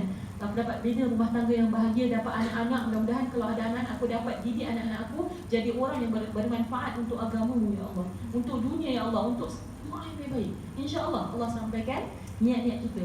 Andai kata tak sampai, kita kata ya Allah, manalah tahu kan, kita bidadari di akhirat, bukan bidadari, aku bidadarimu di dunia kan. Tak apa, Allah Ta'ala pandang niat tu semua. Ingat, benda yang baik nak buat tapi tak sampai, terhalang, dah sampai tak pahalanya? Dah sampai. So banyakkan niat yang baik-baik kan. Walaupun belum sampai lagi atau tak mampu lagi, Allah dah kasih pahala niat yang baik dan perbuatan yang baik. Itu hebatnya, pemurahnya Allah. Allah Karim ya. Allah tu sangat pemurah. Bila Allah ambil sesuatu, Allah ganti dengan benda lain yang lebih baik. Ini sabar. Macam saya tadi kan, saya masa tunang tu sedih ya. Mana ada hati orang tak sedih? Saudara betul ke? Saudara kuat kan? Masih sampai sekarang masih sedih. Tapi saya yakin yang Allah Ta'ala tu tak zalim kan? Allah tarik satu macam dia, nanti insyaAllah Allah datangkan orang yang baik-baik. Sekarang saya tengah pening. Contoh kan, ada 3 orang yang datang daripada sudut yang berbeza-beza, semua nak tawarkan nak kahwin. Saya fikir ya Allah, kita choose question ke? Kan? Saya tak sebut siapa, tapi tiba-tiba ni tadi sebelum ni, Binti Amin, mungkin doa-doa ke apa kan, mungkin satu Allah channelkan kat saya, doa orang wali-wali Allah kat ramai-ramai sini kan. Kata satu, lepas tu ada lagi satu, apa hal ni? Kan saya kata kan, dah nak kena buat apa? Buat homework lepas ni kan. Kan? Tengoklah kalau saya rasa saya nak buat. Memang kena cari-cari dah. Tadi ada lakukan, cari dah kan. Bila dah datang penat pula. Ya kan, nak kena buat study kan, ni orang ni macam mana, nak check dulu kan, okey ke tak, tak okey strike dulu. Jadi jangan invest perasaan kita dulu. Saya tak tahu lah ibu-ibu macam mana kat kakak kan, tapi saya belajar dari satu sister ni. Dia kata don't invest your love pada orang yang not worth it. Wow, bahasa investment kita lah, bahasa ni. Dan betul, belum apa-apa dah kasih hati dulu kan. Tengok dah, hati kita mahal. Kasih sayang kita ini mahal, hanya layak untuk orang yang benar-benar patut menerimanya. Subhanallah. Itu bagi saya dan saya rasa betul lah benda tu bukan benda main-main. Hati kita ni, kita sangat hebat berusaha dengan cara yang mulia. Contoh kan macam Sayyidatina Khadijah. Boleh tak orang perempuan cari tak ada masalah. Isu ni tak ada masalah. Orang lelaki tu start dulu ke orang perempuan yang start dulu, tapi ada cara. Maksudnya kita tanya pada orang lain kan, dia ni sebenarnya dah ada ke belum? Kan? Yang kawan ni pula janganlah diumumkan kat satu dunia. Kau tahu tak dia tanya aku? Tutuplah kan. Paling-paling tanyakan, ada kawan saya tanyakan. Jangan sibuk tanya macam siapa? Tak perlu tahu. Tapi dia cuma nak tahu dah ada ke? Atau masih lagi boleh ke? Kalau tak boleh tak apa. Contohlah dia dah tunang orang, kita pun tak nak kacau kan. Dah sudah kelas, tak apa, nanti Allah ganti kau ni. Ustazah kan ada lelaki ni kedua, ketiga, keempat. Oh nak? Kedua, ketiga, keempat. Mungkin ada orang nak lah. Tapi kalau saya kata tak apalah. Saya pernah ada orang yang nak jadi kasih isteri kedua. Dan saya kenal orang tu, dan saya kenal isteri dia siapa, dan saya sangat baik dengan isteri dia. Saya ada prinsip. Ni masing-masing kan. Orang kata Ustazah prinsip tu salah kan. Dia mungkin salah bagi awak, tapi bagi saya ada this konsep. Saya tak nak ambil suami orang. Bagi saya ada prinsip, jangan bina kebahagiaan di atas kedukaan orang lain.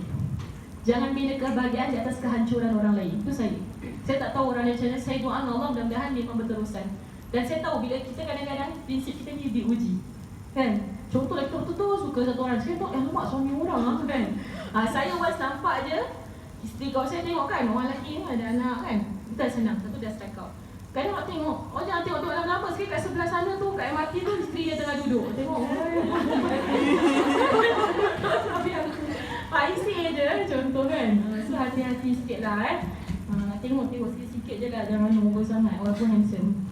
Okey, astagfirullahalazim. Dia berusaha dengan cara yang mulia. Jadi cari jalan lah, orang tengah. Ustazah, mesti ke yang nak carikan ni orang yang single? Orang yang dah berkahwin? Orang single tak boleh tolong carikan? Yes, boleh je. Kalau awak ada niat harmoni, awak tengok lelaki ni macam baik dengan sesuai dengan kawan awak. Bukan sesuai untuk awak lah. Kalau tak sesuai dengan awak, jangan pergi recommend kat kawan awak. Lepas tu awak pergi dengan lelaki ni kan, nampak sangat baik tahu kawan. Contoh kan, tak baik lah macam itu kan. Kalau contoh awak rasa kawan awak dah suka dengan dia, kalau awak boleh tolong jalankan. Tapi silakan kalau ada perasaan dengan lelaki ni juga, awak kasi orang lain tolong lah. Jadi dia lain pula kan. Pula tu orang lain tu ingatkan awak tanya untuk diri awak, dia pun suka. Tu lagi satu hal kan. Jadi cari jalan yang baik. Cuma memanglah kat Singapura ni, saya rasa one of the lacking things lah macam tak ada satu institusi yang boleh bantu orang cari jodoh secara yang Islami lah. Yang non-Muslim dia ramai kan, yang ada lah juga mungkin, tapi saya tak tahu, Allah Alam, mungkin saya silap dan sebagainya. Mungkin ada juga, tapi tak nampak sangat lah yang betul-betul yang nak tolong. Saya teringat dulu masa kat Mesir saya belajar, ada persatuan pelajar dia dah ada ni, nama dia Baik Muslim macam carikan jodoh. Ustazah, macam siapa nak pergi buat kerja gitu? Takut memanglah takut. Bukan senang nak jodohkan orang lain kalau matchmaking ni kau tak jadi. Nanti orang salahkan kita. Selalu the fear is there. Kita nak tolong. So siang-siang awak kena faham. Kalau orang tu tolong awak pun, awak jangan salahkan dia kalau apa-apa. Maksud dia cuma facilitate je. Awak sendiri yang kena assess orang tu. Of course kalau contoh saudara dia ke kawan dia, mesti dia akan say good words. Macam orang cek kerja, betul tak? Kalau awak referee, awak pernah tak macam orang nanti bos telefon tanya, you macam mana orang ni tadi dia kerja? Awak nak kena tahu, nak cakap yang sejujurnya. Contoh kan. Takkan nak cakap benda tipu kan. Contoh. Jadi benda-benda ni kena kongsi betul-betul. Jangan main macam puji melangit, keburukan dia awak sorok langsung. Sikit-sikit kena bilang lah, tapi jangan sampai aib yang besar. Macam benda-benda kecil-kecil tu boleh share. Selebihnya awak tanya orang tu sendiri. Boleh kita interaksi dengan lelaki tu, tapi caranya macam mana? Mungkin melalui WhatsApp ke. Boleh pelan-pelan lah. Kalau lepas tu nak contoh nak depan-depan nak jumpa, bawa lagi satu orang. Ni terus terang saya cakap lah, dating dalam Islam tak ada yang dua-dua ni kan. Sebab dia boleh timbul fitnah. Timbul fitnah lagi. Awak bayangkan kalau macam saya pergi dating dengan lelaki, takkan semua jadi kecoh kan? Susah masa apa tu? Suami dia ke? Wah, saya tengah dating dengan satu lelaki ni. Kan jadi tak elok jadi suatu contoh yang tak baik. Rasulullah SAW jadi bila keluar dengan isteri dia, orang tak tahu isteri Rasulullah kan ada beberapa kan. Sahabat Nabi dah macam jalan cepat-cepat tau, macam segan kan. Sampai Nabi panggil, Nabi kita mari sini, ini isteri aku. Faham tak? Mana Nabi tak nak orang salah sangka. Jadi sama juga, itu tujuan walimah. Bila kita buat walimah, biar semua orang tahu dan kita dah kahwin. Okey, last, bertawakal kepada Allah dan bersangka baik kepadanya. Maksudnya apa? Dah usaha kan, contohlah dah usaha tapi belum jumpa juga orang, sabarlah. Semua orang ada bahagian masing-masing. Ada orang cepat, ada orang lambat. Kan? Tak sabar kan? Yang tak sabar siapa yang aku sabar, aku yang nak kahwin ni, bukan kau nak kahwin kan? Tak apa, aku sabar, malam-malam aku masih nak lihat lagi. Kan? Contoh kan, orang single apa kelebihannya? Kan? Banyak kelebihan kita. Yang orang kahwin, kawan-kawan kita yang kahwin pula jealous. Baiknya kalau aku single balik. Kadang-kadang mak-mak mengeluh juga, apa setengah penat. Kan? Contoh lah, kadang mereka pun ada breakdown juga, meltdown juga, penat. Jangan anak bukan senang. It's a 24/7 punya duty. And it's a noble job yang subhanallah kadang-kadang is underappreciated. Subhanallah kan? Tapi tengoklah orang-orang macam mereka masih mampu lagi datang. Awak rasa satu hari kalau awak dah kahwin, awak boleh tak buat macam kakak anda datang? Subhanallah kan, kekuatan mereka luar biasa. Kita yang singgah-singgah pun kan macam, ya Allah nak datang pun berjuang kan. Bayangkan mereka bukan nak siapkan diri, nak siapkan anak-anak lagi nak datang. Allahu Akbar. Minta izin suami lagi. Mudah-mudahan Allah berikan mereka kelebihan insya-Allah. Yang dah kahwin pun bersyukur pada Allah ya. Ada suami, ada orang sayang kan. Lepas tu ada anak-anak kan. Kita ni single ni masih siapa lah nak doakan aku kan. Mudah-mudahan yang ini semua panjat dia. Doakan dia satu hari maknya insya-Allah. Tak apa. Semua orang bersyukur dengan keadaan masing-masing. Mudah-mudahan dengan syukur Allah tambahkan lagi. Dan mudah-mudahan kita dapat jadi bidadari kepada suami kita di dunia ni insya-Allah, jika Allah izinkan. Kalau tidak pun Allah akan beri kita yang lebih baik, iaitu menjadi bidadari Allah di akhirat nanti. Hebat tak?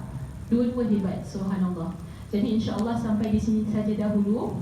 Saya buka kepada soal jawab dan pandangan-pandangan juga. Kalau ada siapa yang nak kongsi apa-apa, silakan. Sama ada soal direct ataupun nak soal by paper, nak kasih kertas, terserah insya-Allah. Ya, boleh saya silakan. Kita buka insya-Allah dalam masa 15 minit ni insya-Allah. Kalau ada apa-apa. Okay. Soalan adalah, apakah kelebihan poligami dan dua-dua apalah pakai je. Mungkin kawan-kawan lain boleh.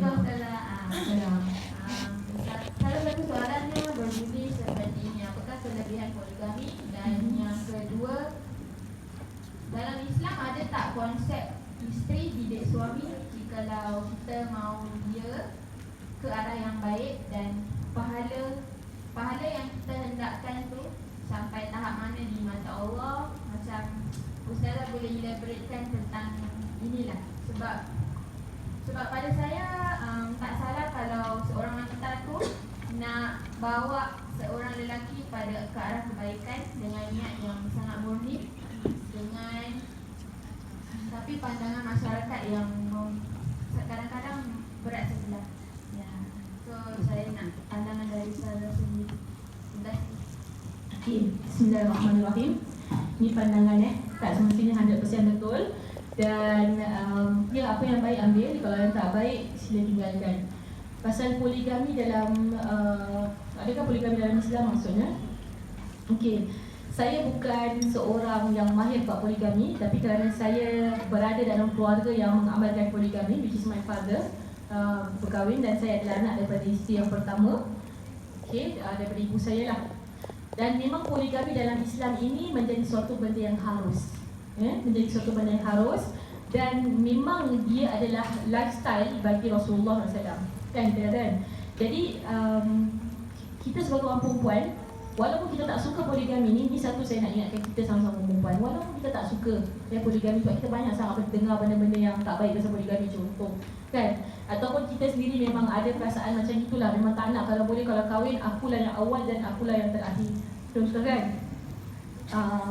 Apa pun kita jangan anti, sebab itu ada dalam Al-Quran. Itu saya nak ingat kawan-kawan wanita, jangan anti poligami. So Ustazah, maksudnya saya terbuka kalau suami Ustazah nak kahwin lagi. Contoh kan, that's another story altogether kalau pasal tu. Jadi poligami ni ada dalam Islam, dan dia adalah sebagai salah satu daripada jalan keluar dalam perkahwinan. Contoh, yang kenapa poligami ni kelebihan, antara kelebihannya, contoh kalau isteri tu sakit, tak boleh layan suami langsung, sedangkan suami tu ada fitrahnya, dia nak dan sebagainya kan, dia nak ada hubungan dengan isterinya dan sebagainya. Sanggup tak kita biarkan dia tersiksa batinnya? Contoh kan, maksudnya salah satu daripada tujuan perkahwinan tu tak dapat difulfill kan. Jadi boleh tak dia bernikah lagi, contoh kan, tapi at the same time dia bukan nak tinggalkan isteri dia, dia jaga isteri dia kan. Boleh tak dia kahwin lagi? Ustazah kenapa dia tak boleh jadi macam Edika Yusof? Betul kan? Tahu Edika? Kita satu apa ni pelakon ni kan handsome lah. Okay, Ustazah. Pada orang handsome lah kat bagi saya okey lah. Tapi okay, saya punya handsome boleh lain sikit lebih baik. Tak penting.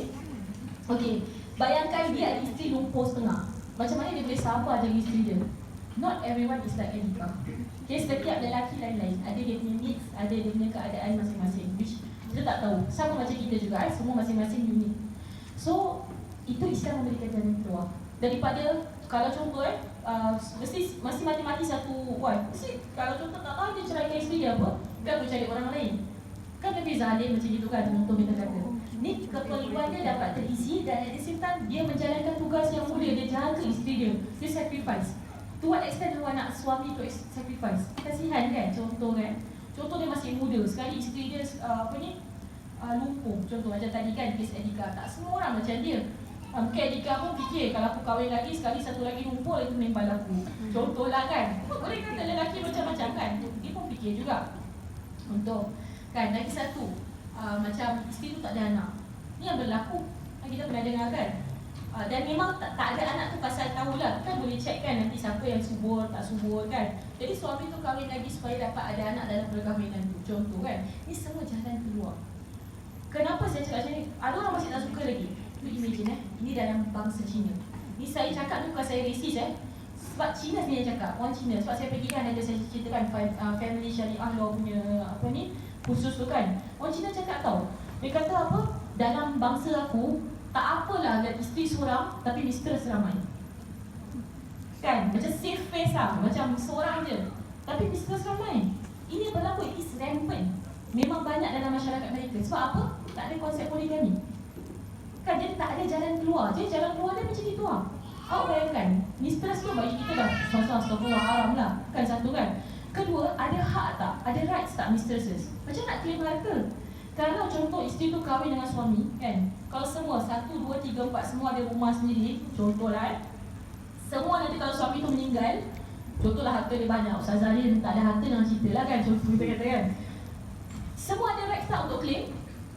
Dalam Islam itulah keadilan. Semua wanita tu berhak untuk dapat kelebihan kalau memang dia sanggup tanggung kan. Tapi dalam Quran juga Allah kata, kalau dia tak mampu, kahwinlah seorang. Itu yang kebanyakan orang, kalau zaman kita ni lagi, konsep dalam Singapura ni lagi, budaya masyarakat kita lagi, kita faham tau kenapa poligami ni turun dalam Quran. Sebab orang Arab pada waktu itu dan masyarakat pada waktu itu macam tadi lah.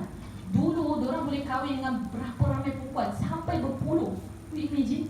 Kata gila ke kan? Nak sampai kahwin macam tu? Yes. Jadi Al-Quran datang, tak sampai abolish poligami kan? Tapi tetapkan had 4 je.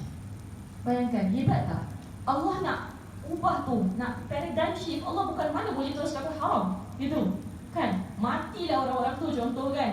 Dia perlahan. Tapi Allah sebut, Allah kata apa? Kalau tak mampu seorang. Tak mampu tu apa? Banyak tau benda tak mampu. Sebab lelaki ni, kalau dia tak mampu ke akhirat pun kita boleh claim. Bukan mahkamah syariah tau, mahkamah Allah. Lagi hebat. Sebab tu jangan main-main. Tu orang lelaki kita kena maklumkan jugalah. Kalau sebab tu sebelum kahwin aku tanya dulu kan, awak apa pandangan awak tentang poligami? Contoh dia kata, insyaAllah lah lepas berapa tahun kita kahwin kan, yang merasa abang nak kahwin nanti. Siang-siang kalau awak dah dengar dia cakap macam itu, take note. Awak nak tak kahwin dengan dia kan? Mana tahu Ustaz, tak apalah nanti dia lupa kan. Dia dah cakap. Jadi kalau satu hal dia timbulkan, awak janganlah nak marah. Siang-siang kalau awak dah tahu dia memfahaman cerita, awak tak boleh terima, tak boleh reda, dia jangan kahwin dengan orang macam ini. Jadi awak kena tanya dia dulu kan? Kalau awak memang betul-betul tak boleh terima. Sebab tu kawan saya ajar, dia kata kalau betul sangat awak tak tahan, ya Allah jadi dapatkan aku jodoh yang anal awal wa anal akhir. Aku yang awal dan aku yang terakhir. Betul kan? Kalau aku dah mati boleh nak kahwin lah. Contoh kan? Ni satu tentang poligami. Saya nampak dalam hubungan poligami ni, alhamdulillah. Ni contoh family saya.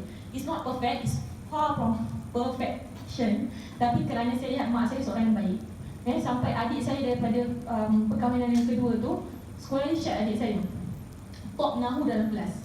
Antara sebabnya malam-malam kalau yang telefon mak saya dah balik tau kan, tanya ni macam mana yang bahasa Arab ni nak buat kompon, nak buat essay ni O level ni kan, O level bahasa Arab lagi kan. boleh tak murninya hati mak saya nak tolong ajar anak orang lain, anak madu ni. Wahal ada je orang lain tak pernah jumpa madu dia, tak boleh face to face pun.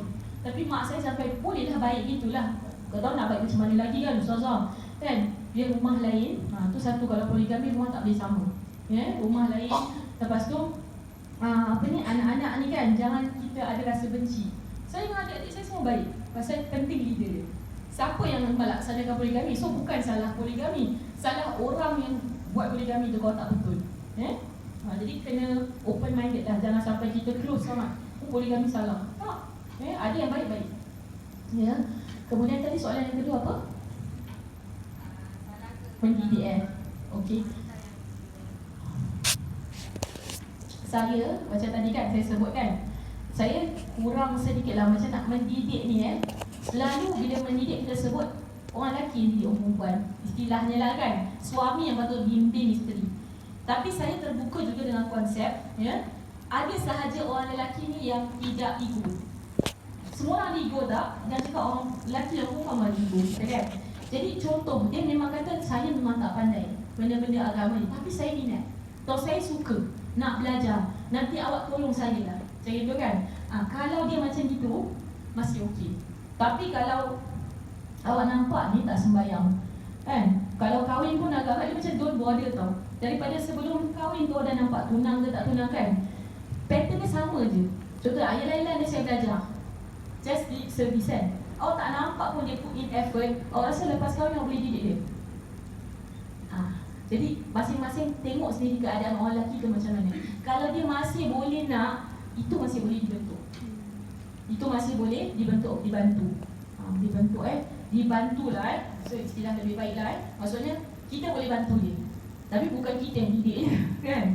Kadang kita pun tak mampu, kita suruh dia pergi kat kelas-kelas ustaz kan, jumpa kan, pergi belajar. At least awak nampak dia ada effort untuk develop diri dia. Tapi kalau tak ada, susah lah. Ma'assalamah je. Kalau saya bapak je pening kepala nak didik kan, nak didik anak, nak didik suami. Ya Allah, betapa besarnya tugas aku sebab tu kita cari tadi kalau boleh yang ada kepimpinan ada kematangan, dia boleh bawa diri dia kita boleh respect dia. Satu tadi kawan saya kongsi, saya ni ada orang-orang yang baik-baik dalam hidup saya, kakak-kakak kan. Dia tadi hantar satu artikel, dia kata ustazah dia fikir balik macam betul. Orang lelaki ni dia perlu respect dalam perkahwinan leader kan, dia nak respect. Orang perempuan nak kasih sayang kan. So carilah lelaki tu yang kita boleh respect dia dalam perkahwinan tu. Kalau siang-siang sebelum kahwin kita dah ketawakan dia, kita dah rasa macam macam macam tak ada respect pada dia, susahlah lelaki dalam rumah tangga. Lagi banyak lagi, itu belum dibuka aib-aib dia yang lain kan. Sama juga dengan aib kita. Jadi boleh tak kita respect dia lepas kita tahu nanti semua aib dia? Wow, tu benda bukan senang. Jadi fikir baik-baik benda kahwin ni bukan benda main-main. Jangan lepas saya cakap ni semua tak nak kahwin pula. Kau takut Ustazah stresnya kahwin macam gitu kan. Ustaz cerita semua macam kelakar-kelakar kan. Ustazah cerita macam orang perempuan je stres sikit. Ni tahulah, orang perempuan ni kita nak kahwin betul-betul kan, kita nak bina generasi kita. Dan sampai ke satu tahap, kalau satu hari na'udzubillah kita jadi single parent, boleh tak kita take the pressure untuk jadi single parent? Tu semua nak kena fikir. Ustazah kenapa siang-siang fikir single parent? Yalah kalau suami meninggal, tak semestinya cerai. Tak semestinya cerai hidup, cerai mati. Boleh tak kita bina anak-anak kita sendiri? Ini semua persoalan yang bukan sekadar walimah tengok cantik, bridesmaid kan, grooms best man kan. Yeah, that's part of the beautiful part of marriage, but it's just the initial part. Belum masuk that other side lagi yang betul-betul kena prepare. Kalau belum, prepare dulu. Jangan kata orang, jangan nak main terjun je. Okey, itulah saya punya jawapan sikit insya-Allah. Okay, ada sesiapa yang lain? Nak share pun boleh, tak semestinya pertanyaan lah. Kalau apa-apa yang awak rasa saya tak dapat sentuh malam ni, dan awak rasa ada benda-benda yang boleh benefit the rest of us, can share also insya-Allah. Silakan.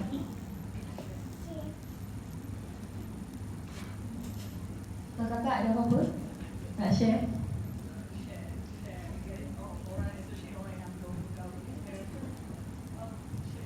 Bolehlah. Kita dengar daripada kakak-kakak kita yang dah berumah tangga, kalau ada apa-apa nasihat kepada adik-adik kan, Boleh kasih satu lah, 1 point. Mungkin yang lain nak share juga ke apa kan? Kalau like you see just now yang permulaan tu je, kalau orang dah ada anak, ada gemuk, kadang-kadang dia kata, wah single that's true. Kalau tak ada kesempatan tu, I will always say the same words. That it's not because marriage is tak bagus. Because last time I married, I tak fikir ni semua. Marriage is I think the first part is responsible. You have to have that one. Itu paling penting. Jadi saya responsible. Husband tu lah. Patience. Yes. Patient. Learning. Alhamdulillah. Learning. So if you have best friend, Alhamdulillah. Alhamdulillah. InsyaAllah ni satu contoh kakak kata kan, nak kena responsible, nak kena patience. Ada apa-apa lagi? Mana? Okay. Okay, that's it. This is part of life kan. Ada some ups and downs. Berapa ramai anaknya kak? 5? Oh subhanallah, kakak ada 5 orang anak. Dia tak nampak pun mana anaknya. Oh subhanallah, okay. Masya Allah, subhanallah. Kakak sendiri? 7? Subhanallah, okay, wow, kan? Mana lagi kakak-kakak lain yang dah kahwin? Silakan. Kaisha apa Kaisha? Ada 4. 4 mana? 5. Kak Zarina berapa? 4. Subhanallah. Ni semua ibu-ibu dalam kita 7 ni kuat ni. Masya Allah. Okay, saya fikir macam Masya Allah. Mampu tak? Ya Allah. Habis ni perut-perut yang berkat Insya Allah. You imagine how many labors that they have endured and they come strong like today Masya Allah. Ni satu hari boleh kongsi ilmu. Tu labor pun ada ilmunya kan. Nak bersalin semua, nak belajar ni. Bukan benda main-main Ni benda hidup dan mati. Kan? Benda hidup dan mati. Sebab tu jihad orang perempuan ni dalam perkahwinan. Antaranya setiap kali satu anak tu satu jihad. Berapa banyak dosa Allah gugurkan daripada ibu-ibu. Tapi sakit dia tu subhanallah kan. Hanya subhanallah. We cannot imagine how like them lah. Subhanallah. Mudah-mudahan Allah berkati ibu. Silakan.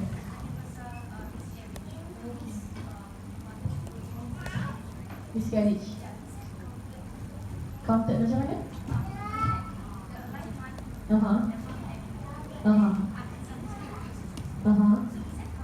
As anak-anak. Yalah, anak kita juga lah. So sebenarnya ada berapa?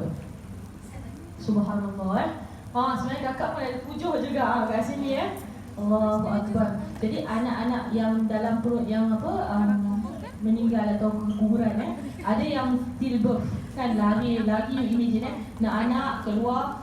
Boleh tak? Ni semua kena sedia mentally kan, macam kakak-kakak hadapi kan. Dan anak-anak ni sedang menunggu ibu-ibunya di syurga. Subhanallah. So kalau siapa yang ada miscarriages kan, penawar hatinya adalah anak-anak ni nanti akan tunggu mereka untuk bawa mereka ke syurga. Subhanallah. Jadi tahniahlah pada ibu-ibu walaupun ada miscarriages kan, tapi ini adalah harta-harta mereka di akhirat nanti insya-Allah. Dan ingat bila kahwin kan, jangan nak fikir senang je. Bila suami kita betul-betul susah, macam sampai na'udzubillah, macam tadi kes sakit saya ada kawan-kawan yang macam suami dia terus dah terlentang, dah tak boleh buat apa-apa. Waktu tu apa awak rasa? Awak nak buat apa? Awak nak ceraikan suami tu? Cerai? Macam mana saudara kan ceraikan suami? Maksudnya kita nak minta supaya apa diceraikan, pasal kita tak nak lagi dengan suami macam ini, dah tak useless. Na'udzubillah, ini bahasa-bahasa orang-orang yang tak beriman kan. Tak guna ni, apa aku nak kahwin dengan dia? Awak kena fikir sampai ke tahap kalau dia sakit, awak boleh tak cebokkan dia punya, awak uruskan dia. Boleh tak sampai ke tahap tu? Itulah kalau orang nak berkahwin, kahwin ni perjuangan. Dia bukan setakat cinta-cinta je. Tapi ustazah macam perang ni ustazah punya cinta kahwin ni kan. Memanglah semua ada, dia package. Tapi yang benda-benda serius tu pun kena fikirkan. Kena fikirkan. Kalau awak sanggup, insya-Allah teruskan. Memang kahwin ni suatu perjuangan. Banyak betul perjuangan dalam hidup ni kan. Jadi pernikahan sebab tu dapat pahala di sisi Allah. Wanita-wanita yang duduk kat rumah contoh kan, mak saya sacrifice sampai mak saya pelajar Azhar contoh kan, dia boleh when she was young, she was like me.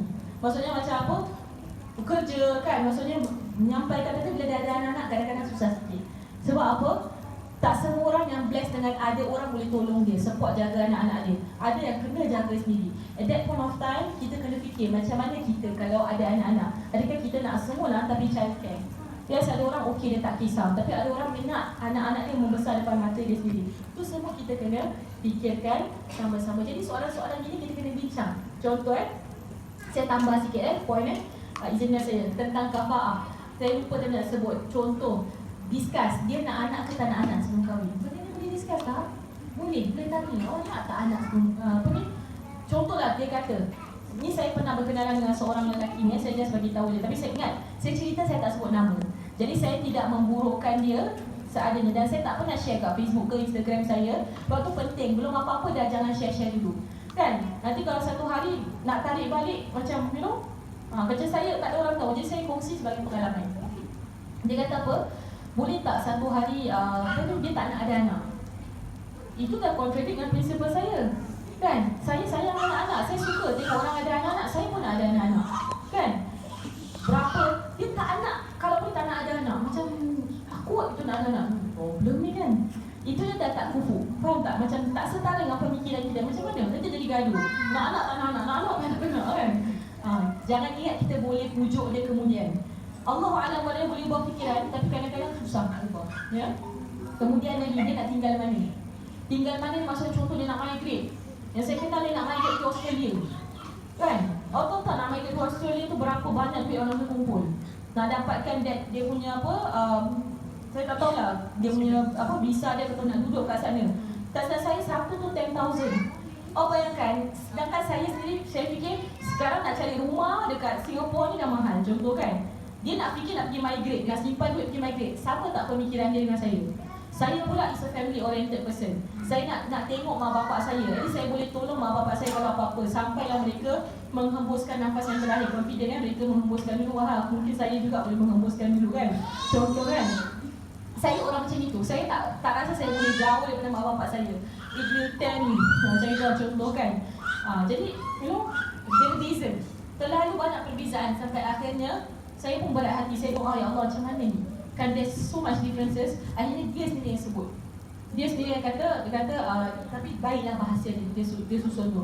Memang saya sedih waktu tu kan, dah jumpa lagi orang kan. Sekali ada lagi kan. Ni saya cakap, walaupun ada proposals kan, saya penat. Kan, saya nak kena go through that cycle lagi kan sebelum saya nak pergi kat bapak saya. Contoh kan, jadi saya nak scan dulu lah. Kalau rasa tak sesuai, saya tak payah susah nak pergi kat bapak saya.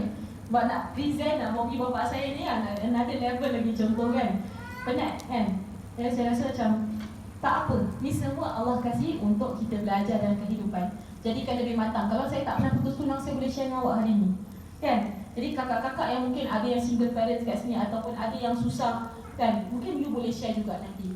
Ya, untuk adik-adik supaya faham realiti kehidupan perkahwinan ni indah dan juga ada cabaran-cabarannya insya-Allah. Okey. Saya rasa lagi 5 minit. InsyaAllah ada sesiapa lagi yang ada soalan mungkin ataupun ada apa-apa perkongsian. Semua okey? Overwhelming Saya minta maaf kalau saya banyak kongsi benda-benda yang mungkin rasa macam berat gitu kan. I just want the reality to sink in first lah. InsyaAllah. Boleh? Okey.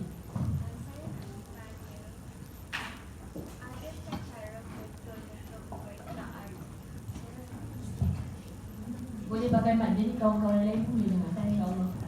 Assalamualaikum. Salam, boleh saya tanya, adakah cara betul untuk berta'aruf? Berta'aruf. Okey, satu je soalan? Okey. Alright, soalan yang baik pasal berta'aruf kan. Jadi saya sebut juga kenal dengan orang kan. Jadi saya cakap sekarang ada 3 ni. 3 forms informal punya forms lah Bagus kalau okay, sama nak kenal aku isi form ni. Nampak sangat lah orang bekerja ni, career woman ni kan susah juga nak isi form semua. Isi form semua aku tengok dulu sesuai tak kan. Nampak. Ya Allah dah macam sudah harga kan contoh kan. Siang-siang dah kena reject kan. Astagfirullahalazim. Action pula nak reject orang kan. Contoh. Okay, saya pulau je. Yang pasal ta'aruf ni, there's a few ways lah.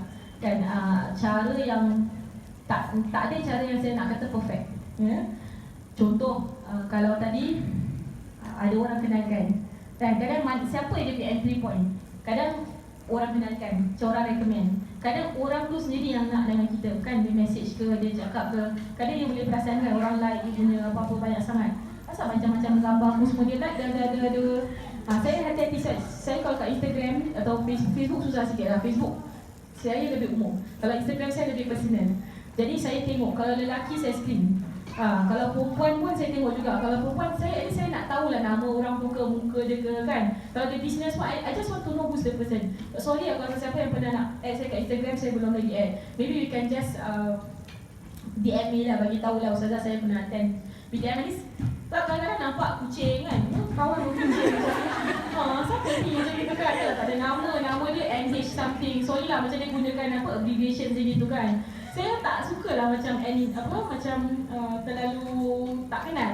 Saya nak at least ada personal touch lah. Saya tahu saya kawan dengan orang yang betul, perempuan yang betul, yang kuliahnya asli, bukan perempuan jadi jadian ke apa, saya tak juga kan. So sorry lah kalau siapa yang nak kawan dengan saya tu, make sure you at least introduce yourself lah. Kalau you punya tak ada, saya tahu ada orang tak suka letak profile picture dan sebagainya kan. It's up to you. Jadi balik pada tadi persoalan tu, there's a few ways of doing it lah. Kalau orang yang kenalkan, kita boleh tanya orang tu dulu. Macam orang ni macam mana. Macam tadi kan, saya just kasih clear example tapi saya, as I say again, saya tak sebut nama, so it's okay. Kan, saya tak nak, maksud saya pun tak sebut nama dia Ustazah. Saya tak nak mengaibkan siapa-siapa. Tu saya punya, itu ni satu konsep. So saya believe kalau kita buka aib orang, Allah akan buka aib kita balik. So bila benda tu, kawan ni tadi dalam dalam Facebook lah, dia mesej, Ustazah saya nak kenalkan dengan cousin saya. Tapi Ustazah open tak untuk kahwin dengan divorcee? Saya dah kan? Saya divorcee, saya macam dah seram sikit. Sebab kenapa? Seram Ustazah, saya ni bias lah tak ada divorcee. Orang divorcee pun berhak pun nak kahwin lagi. Yelah, saya nak tengok dia ada anak ke tak. Kan?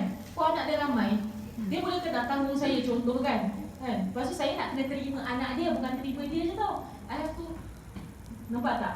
Jadi otak saya tak terus fikir, memanglah saya bersyukur, ya Allah, terima kasih ada orang yang concern tentang aku tak kahwin lagi, ada orang nak tolong aku. Saya positif, tapi saya pun cautious. Jadi tanya dulu. Bagus kalau ada orang tengah macam ini, fikir khas kan, orang ni macam mana kan. Sampai akhir kalau kita rasa sifat-sifat dia okey, kita tengok juga wajah dia kan, macam mana fizikal dia. Macam mungkin awak ada certain fizikal, awak rasa tak boleh. Contoh, orang yang macam basketball player, tinggi sangat kan, saya takutlah saya pendek macam ini kan. Dia jahil nak kahwin aku contoh kan. Ataupun lelaki yang macam awang kenek contoh kan. Terus kata macam macam mana pula kan, contoh. Jadi ikut kita yang sama lah dengan kita, yang sesuai dengan kita. Rupa pun main peranan juga kan, kita nak sedap mata kita memandang kan. Jadi contoh saya ada bapa saya tak suka lelaki yang terlalu gemuk sangat contoh kan. Obes yang tahap mahal lah. Saya anak dia ni macam dah kurus sangat kan, orang kata kan contoh kan. Tapi saya yang masih lagi boleh exercise dan sebagainya kan, yang ada rasa macam nak healthy lifestyle contoh kan. Kau jenis yang makan nasi biryani hari-hari contoh lah kan. Ini saya cerita extreme cases Tengok compatible ke tak. Tu satu, kalau ada orang tengah, bagusnya kita boleh tanya dia dulu sebelum kita proceed lebih. Kalau orang tu sendiri yang tu pun boleh. Saya macam tadi kan, yang saya cerita yang lelaki yang nak migrate ke Australia tu kan, siang-siang saya tanya dia dulu apa fahaman dia tentang agama kan. Saya nak tahu, contoh bagi saya maulid is meaningful to me kan, saya sambut maulid. So saya tanya, do you celebrate maulid? Kan? Jadi kat situ saya, kalau apa yang saya rasa meaningful pada saya akan tanya awal-awal upfront. Itu bagusnya kalau kita baru kenal orang tu macam gitu. Jadi kalau saya dah faham-fahaman ni sikit-sikit, macam gitu kan. Kalau tanya Ustazah directnya tanya pasal maulid, tanyalah benda-benda lain kan. Corner saya dapat tahu, okey, fahaman dia Syiah contoh kan. Ustazah Syiah ni Islam ke tak Islam ni? Syiah ada macam-macam spektrum. Kalau Muiz dia iktiraf Syiah yang tertentu untuk masih lagi dalam orang Islam lah sama kita. Tapi kalau saya tak nak, pasal fahaman dia beza sangat dengan saya kan. Contoh kan, ada certain Syiah problematic sikit sebab dia tak sayang semua sahabat. Dia cuma lebihkan Sayyidina Ali dengan keluarga dia. Sahabat-sahabat yang lain dia kritik-kritik contoh kan. Mana saya boleh terima semua sahabat Rasulullah. Bagi saya, kita ahli sunnah wal jamaah, sahabat Rasulullah semua baik. Andai kata ada konflik di antara sahabat Rasulullah pun, that's between them.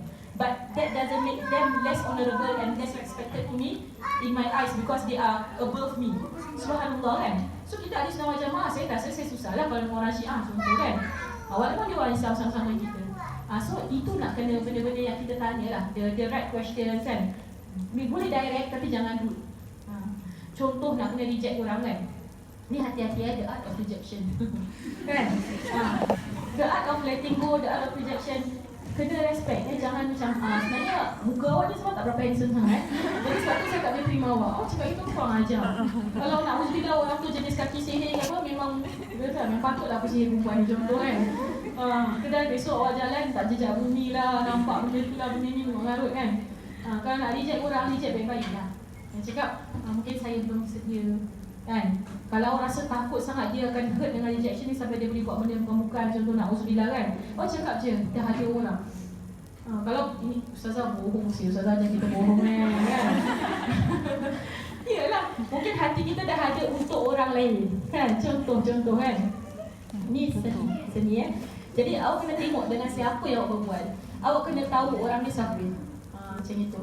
Saya hari ni saya tak tahu awak macam mana kan. Ni saya mampu jawab lah. Andai kata boleh sampai berlaku benda-benda yang bahaya pada diri awak, tahukah ada orang ni dia very hard tau. Dia tak boleh accept rejection. Dia mati-mati ada orang macam itu. Kan? So awak doa je, ya Allah janganlah aku ada orang macam itu suka dengan aku. Kan? Alhamdulillah ya Allah, aku ni orang biasa-biasa je kan. Kalau ada orang yang sampai gitu-gitu, takut juga kita. Na'udzubillah min zalik. Minta Allah jaga. Jadi balik pada tadi ada macam-macam cara lah, WhatsApp ke apa. Tapi kalau nak minta keluar dua-dua tu hati-hati. Ni bagi saya very kena take caution. Macam awak jangan desperate sangat lah sampai nak kena keluar dengan lelaki tu kan. Lepas tu dia nak ajak pergi tempat isolated lagi. Awak semua tu cuma dah ada naik kan. Macam mana dia macam tu. Kalau dia respect kita, dia akan at least minta kita boleh bawa lagi satu orang. Lagi first time nak kenal ke apa kan. Jadi tak jadi fitnah, ada orang lain kat situ kan. Kalau boleh dalam family members kita, mak ayah kita, kalau tak ada mak ayah, adik-beradik kita, kalau tak ada kawan-kawan kita, macam jangan sorang-sorang kan. Kita tak tahu apa-apa boleh berlaku kan. Jadi tak sunnah lah dalam Islam pun. Saya tak pernah dengar Rasulullah ke sahabat keluar berdua dating dengan tu. Bukan culture orang Islam lah. Jadi kalau boleh bawa another person, jadi lebih selamat untuk diri kita juga. Macam itu lah. Either kita bawa atau dia bawa, tengok macam mana. Kita lah orang perempuan yang patut kena ada orang tempatkan kita. Itu adab lah kalau dalam nak berkenalan pun. Kalau susah sangat tadi, sama ada WhatsApp ke Facebook ke, macam boleh kita kenal. Tapi kita bagi tahu ada family member kita atau kawan kita yang trusted. Sebab kadang-kadang kita tengah macam desperate sangat, orang ambil kesempatan. Ada certain lelaki yang bukan nak kahwin tau, sebenarnya dia nak kikis duit kita. Ni pun ada banyak-banyak kes-kes yang berlaku dia nak ambil duit perempuan tu. Lagi dia tahu kita kerja dan sebagainya. Jadi dia tapi saya rasa alhamdulillah zaman sekarang semua orang dah IT savvy juga kan. Kalau orang pay kita dah boleh nampak jugalah kan. Apa tak kenal aku tiba-tiba I love you ni. Kan? Mengarut sangat, nampak sangat merepek kan.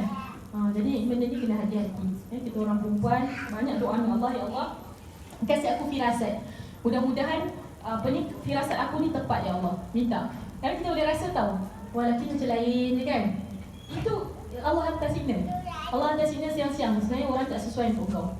Sudah tak apa. Lebih baik nangis sekarang, nangis putus ni, lebih baik daripada nanti nangis dalam keadaan kita dah susah kan. Contoh kan. Ni Allah kasih awal-awal dah alhamdulillah. Kan? Lebih baik macam tu. So sabarlah. Itu je saya dah 32 tahun ya. Saya pun menunggu juga nak kahwin, sama je semua orang, dan mencari. Saya anggap usaha saya tu belum lagi, Allah belum nak kabulkan. Tapi saya syukur dengan Allah sebab banyak perkara dalam hidup lain Allah dah mudahkan. Mungkin inilah satu susah sikit kan. Allah mungkin nak kasih saya lebih pahala sabar, lebih pahala sangka baik dengan Allah, lebih pahala untuk faham kawan-kawan yang mungkin kalau saya dah kahwin dulu, saya siang-siang saya tak mengerti erti kesabaran orang-orang single contoh kan.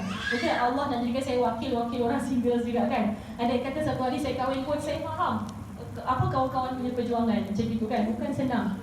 Lagi kita ada perasaan, ada nafsu dan sebagainya, kita jaga diri kita kan. Mudah-mudahan Allah beri kita kebaikan lah dalam kita di dunia ni dulu sebelum di akhirat, insya-Allah. Boleh? Saya rasa sampai di sini saja dahulu. InsyaAllah kalau misalkan lepas ni ada masih ada soalan-soalan, saya bolehlah berikan sampai jam 10 suku gitu paling lambat.